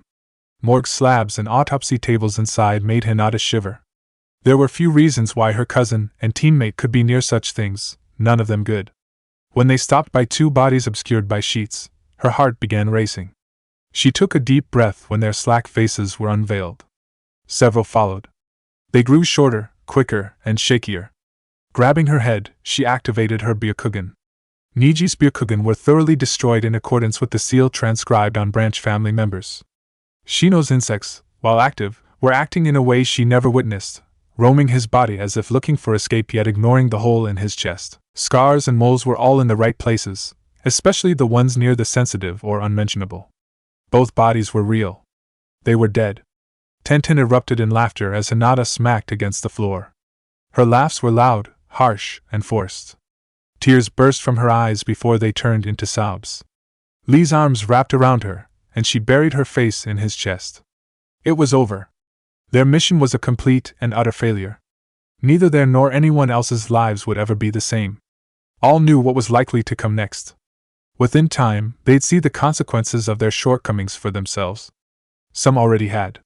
Sasuke's wounds were extensive but not outside the bounds of Tsunade's healing ninjutsu and surgery know-how. His broken fingers were realigned manually before the mystic healing palm jutsu healed them along with the tear across his arm. The electrical burns too, though they left scars. While the cut in his side and tear in his brachial artery were grievous, they required minimal stitching in comparison to the opening in his torso. She had to dress both holes, insert a tube in each until the air as well as the blood was drained, pull it out, and heal him fast enough before either could build up again. The doctors treating him before she arrived wisely performed a blood transfusion during their treatment, and him hooked to N4. He would make a full recovery, but the fatigue of what would have taken over a month to heal properly would weigh on him for a while. Tsunade stepped out of the room with a heavy sigh and found everyone looking at her with worry. Sasuke Uchiha is in stable condition and will likely be in top shape again soon. And Choji? Shikamaru's voice broke. Choji Akimichi. Her lips curled downward. Is dead. He froze as Ino wailed into her chair's cushion. What? There wasn't a single cell of fat left in his body.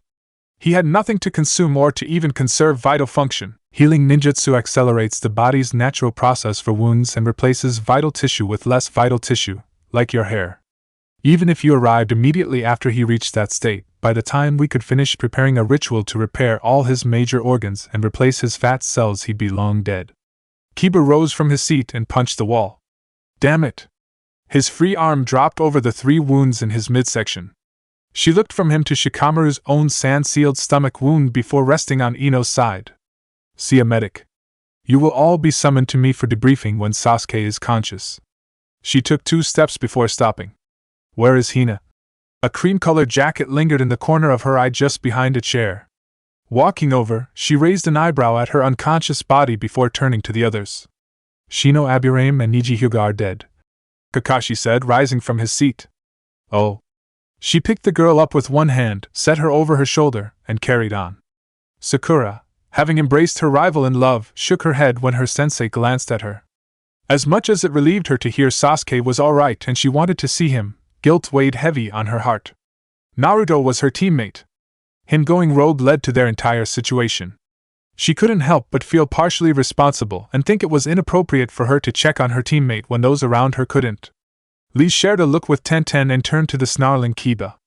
Lady Tsunade is right, you should get treatment. He nearly growled at him before he saw the honest concern in his eyes. Yeah. A whine from Akamaru drew his attention down to the dog in his coat. You need a checkup too.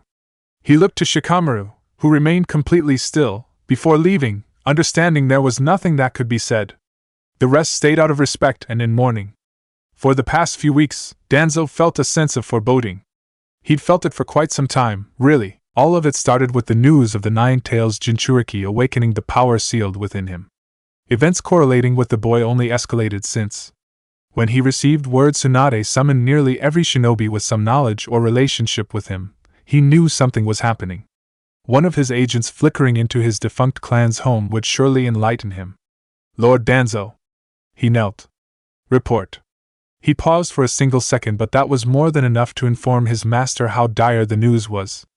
The shinobi Tsunade deployed have returned. Naruto Uzumaki is nowhere to be found. Enko Mitarashi was among them and taken into Umbu custody. Niji Hyuga and Shino Aburame are dead. Sasuke Uchiha and Choji Akimichi are in critical condition. The late Kazekage's children, including the Jinchuriki, came with them. Mitarashi is a traitor? She is suspected to be under Orochimaru's influence. Danzo frowned. That curse mark. He was familiar with them from his own use, as the one hidden on his agent's tongue could attest. Did she really let one that invasive linger unsealed? Shaking his head, he closed his eye. If Naruto Uzumaki was captured or has gone rogue, immediate action must be taken. Yes, Lord Danzo? All agents in the village must meet me in the hideout at the start of the next hour. He bowed his head. Understood. With another flicker, he was gone. Danzo took a deep breath and sighed. Why did I honor your wish, Hiruzen? Old age managed to make even him sentimental. Do you see the results of your ways? Everything you wished to protect is now in danger because you didn't want them to suffer. In truth, the machinations were far beyond the scope of him and Sarutobi. Their actions helped as well as disarmed the situation regardless of their intentions. Neither was the only influence nor the only player in the shinobi world. Both were unaware of the true mastermind and likely would never be. The irony of their predicament laid in the pawn being closest to knowing his identity. Even more so, he understood his role and exactly what he needed to do for everything to be on his terms. Danzo would realize it for himself if he ever met Naruto again, and it wouldn't please him at all. The sterile white Sasuke saw when he opened his eyes told him where he was. A quick glance of his surroundings revealed welcome and surprising company.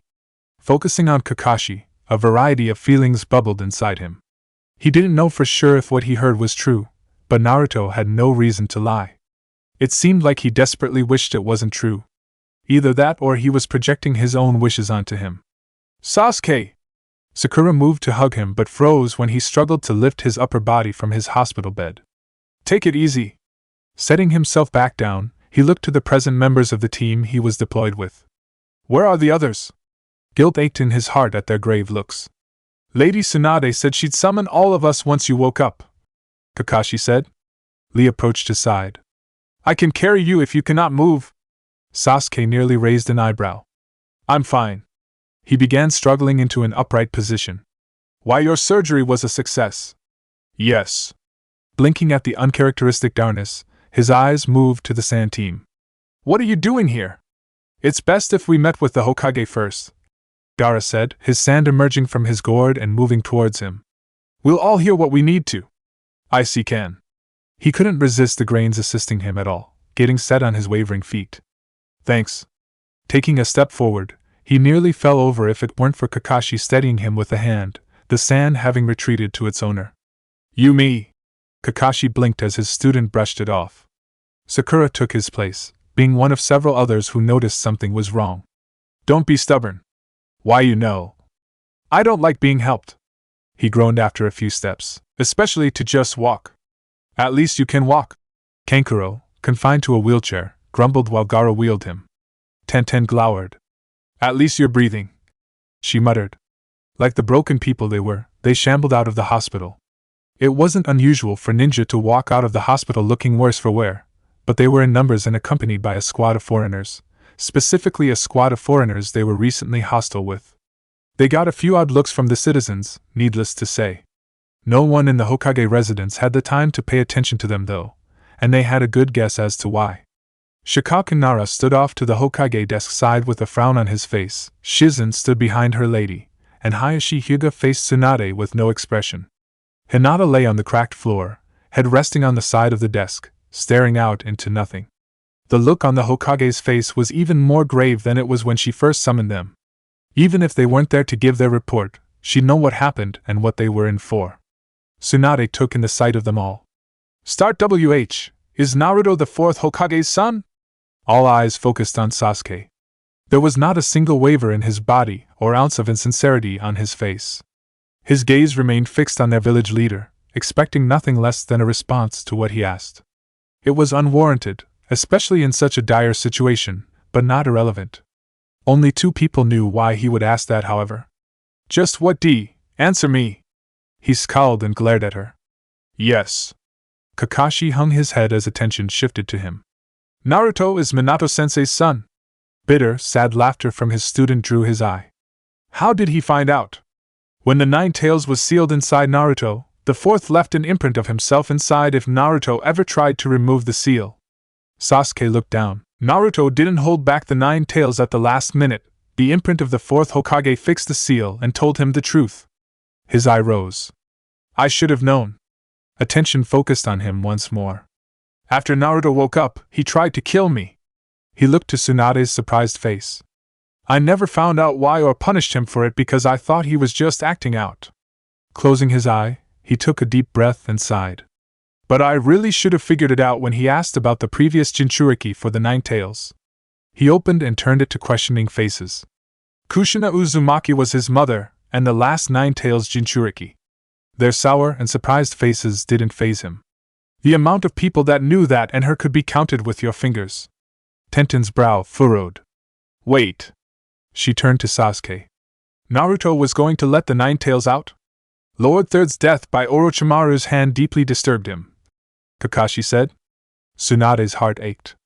Even after everything Orochimaru did, Sarutobi-sensei couldn't bring himself to kill him, even when he made it obvious he was after Naruto. The one man in the entire world Naruto wanted to be loved by, in his eyes, loved a man who wanted to do him harm more. No one ever put Naruto first, Hinata said, attracting looks. And Lord Third never would, not even his own father. Tears streaked down Sakura's cheeks. He wanted to die. And then he wanted to kill everyone in the village after finding out his father chose them over him, Sasuke said. Which is why he went with Orochimaru of all people, even after what he did. Tsunade sighed. Get whatever he can, kill him, and then move on to the village. Shikamaru cleared his throat. Naruto's plans might extend beyond the village. He knows what he's done will likely trigger the start of another great shinobi war. Even told me he was willing to destroy everyone. Tsunade parted her lips, paused, and shut them. A rogue Jinchuriki goes against one of the foundations of the shinobi world. She spared Gaara, who nodded a glance. Others, present and future, may rise up following his example whether he succeed or fail. The destruction of the leaf by his hands isn't ideal. Not even Yagura and his seemingly deliberate sabotage of the mist compares. The moment he gets promoted to Jonin, he goes rogue and knowingly sets in motion a series of events to weaken every major power with each other. Shikaka shook his head. Troublesome. Something I still don't get, Kiba said. Shino told us Naruto sounded like he could always hear the Nine Tails in his head. He blinked at the Hokage and Shizen's horrified faces. Did you not know Jinchuriki could communicate with their tailed beasts? Gaara hummed when they shared looks. You were once allies with the Uzumaki and likely learned their strongest seals. Either that kept the previous Jinchuriki from hearing the Nine Tails or it didn't particularly care to communicate with them. Sakura wiped away her tears and looked to Sasuke. You remember when I brought up how Naruto changed one day, right? She turned to the Hokage. Naruto used to be sweet and innocent as a child in spite of how everyone treated him until he went sometime as the punk we all know. Shouldn't he have known who his parents were then, or did the fox keep it from him for some reason? Kiba asked. Sasuke hummed. Whatever the case, Naruto knows now. He glared at Kakashi. Why did you and the third keep it from him? So he wouldn't turn against the village? In all likelihood, that is the case, and this entire situation would have played out regardless, Gaara said. I would know. The fourth Hokage's son and the fourth Kazekage's son, Shikamaru muttered. Sakura frowned. You were just as itching to kill someone in the Chunin exam preliminaries. Even though you're the Kazekage's son, you went through the same thing he did. Gaara nodded. Naruto made me realize the end of the path I was on, and now he walks it himself knowing full well what lays ahead. Closing his eyes, he sighed. We have to find him and bring him back before it gets to that point, Sasuke said. Is that even possible? Tenten asked. Orochimaru wants to switch bodies with him, and he has him now. When I tried to talk sense into Naruto, he made a point that if it was that easy, Orochimaru would have been in a different body when they last met. There must be some kind of condition for a jutsu that complex and extensive, especially to take the Nine Tails into account.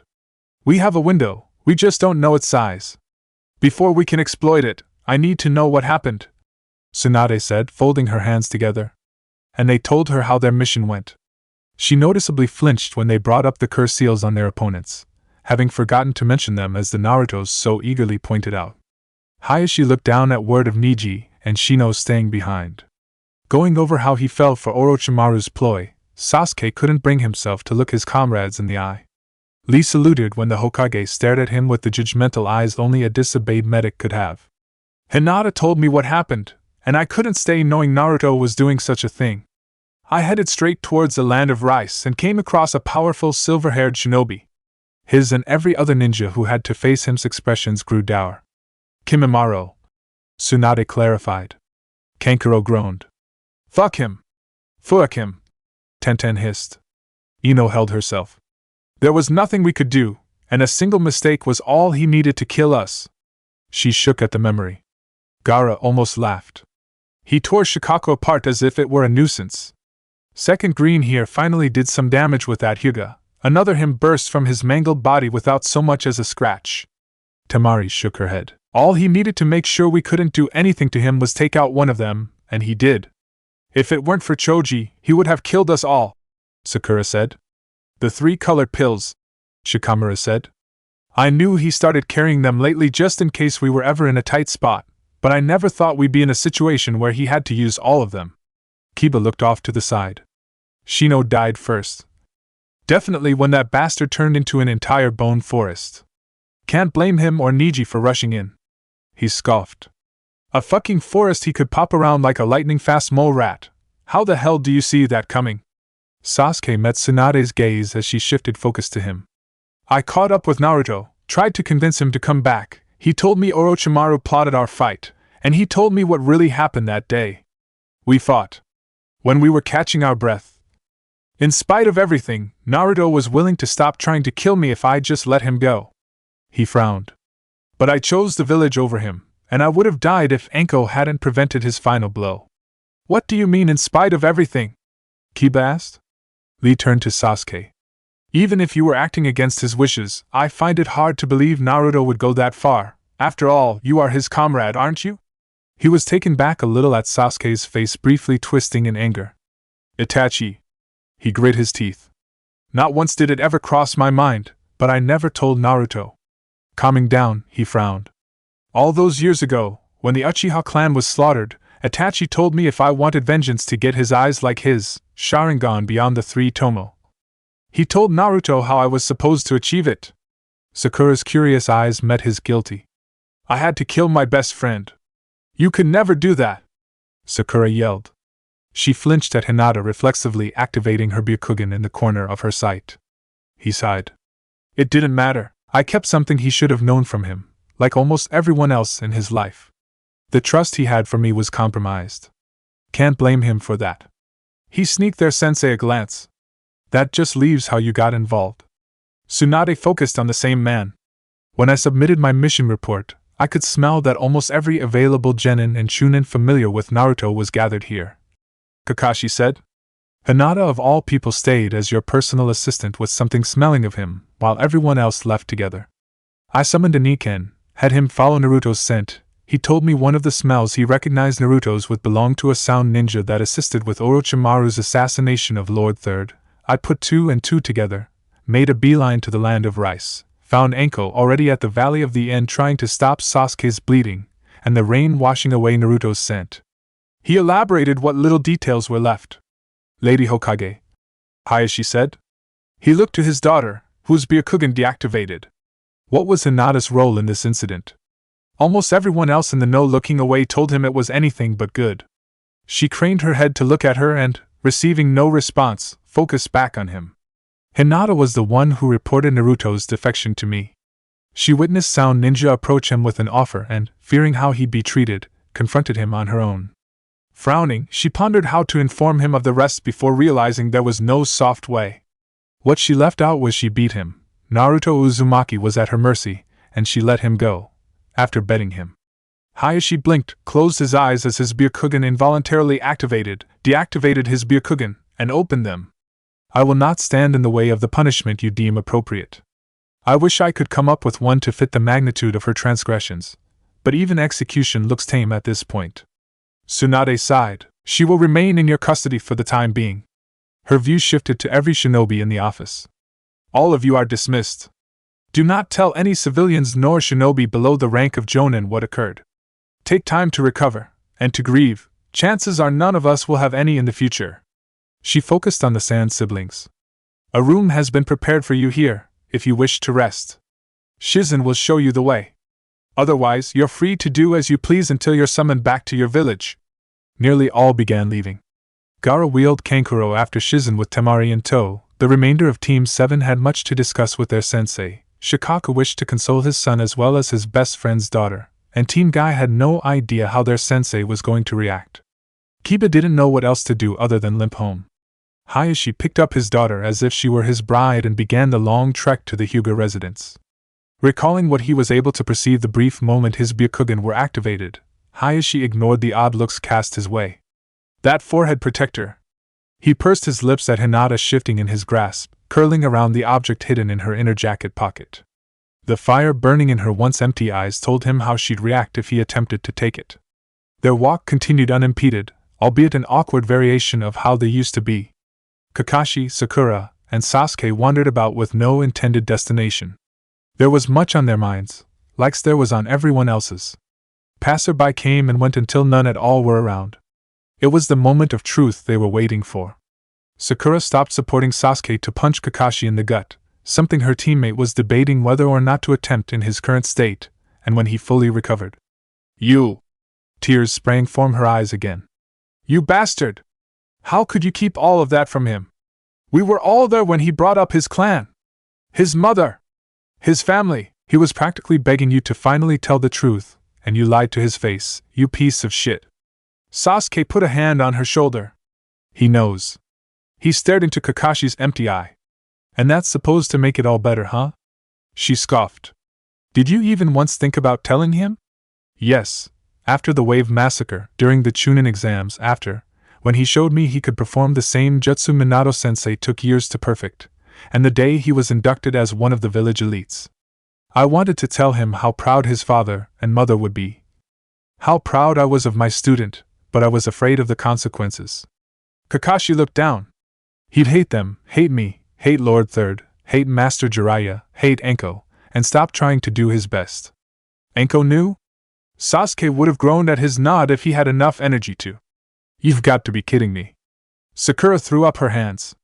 Is there anyone Naruto looked up to that doesn't know? She let them drop when Kakashi raised one of his own to his chin. All of you are so fucking unbelievable. Kakashi nodded again in agreement. Do you count Iruka or Ayam and Tucci? They don't know. None of them are as involved with him as you and everyone else. I can't even blame him for leaving anymore. If it didn't have a good chance of setting off the fourth great ninja war or end with him dying, I would have helped. Sakura. Sasuke called out, eyes flickering over their surroundings. She glanced at him and understood what was left unsaid. Right. Keep those two facts in mind, Kakashi said. I don't blame you for hating me or being angry, you have every right to. Just keep your feelings from clouding your reason. So we can end up just like you. So you don't. I smiled at her taken aback expression. If neither of you need me, I'll happily go. His eye opened to their disgusted faces, reminding him all too well of his worst fear. Take care of each other. With a flicker, he was well on his way to his usual spot. The moment he arrived, he fell to his knees. Like a kunai thrown from an ungodly giant, the memorial stone stuck out from the ground. There was no life in its material, yet he could still feel it. Every name etched onto it burned with scorn and disappointment, but force scolded every fiber of his being. Death would offer no relief nor absolution. He made a mistake, and in the eyes of the dead he owed them to fix it even if it cost him what little he had left. I'll handle it. I'll handle it. I know I've failed time and time again, but I'll handle it. Acting out is what Naruto does. He'll come back, like always. Just need to make sure there's no next time. He knew he was lying to himself. Right. Obito? A masked man in black robes frowned behind a nearby tree. Complications were inevitable, but he never would have imagined everything spiraling out of control before his plan could truly be set in motion.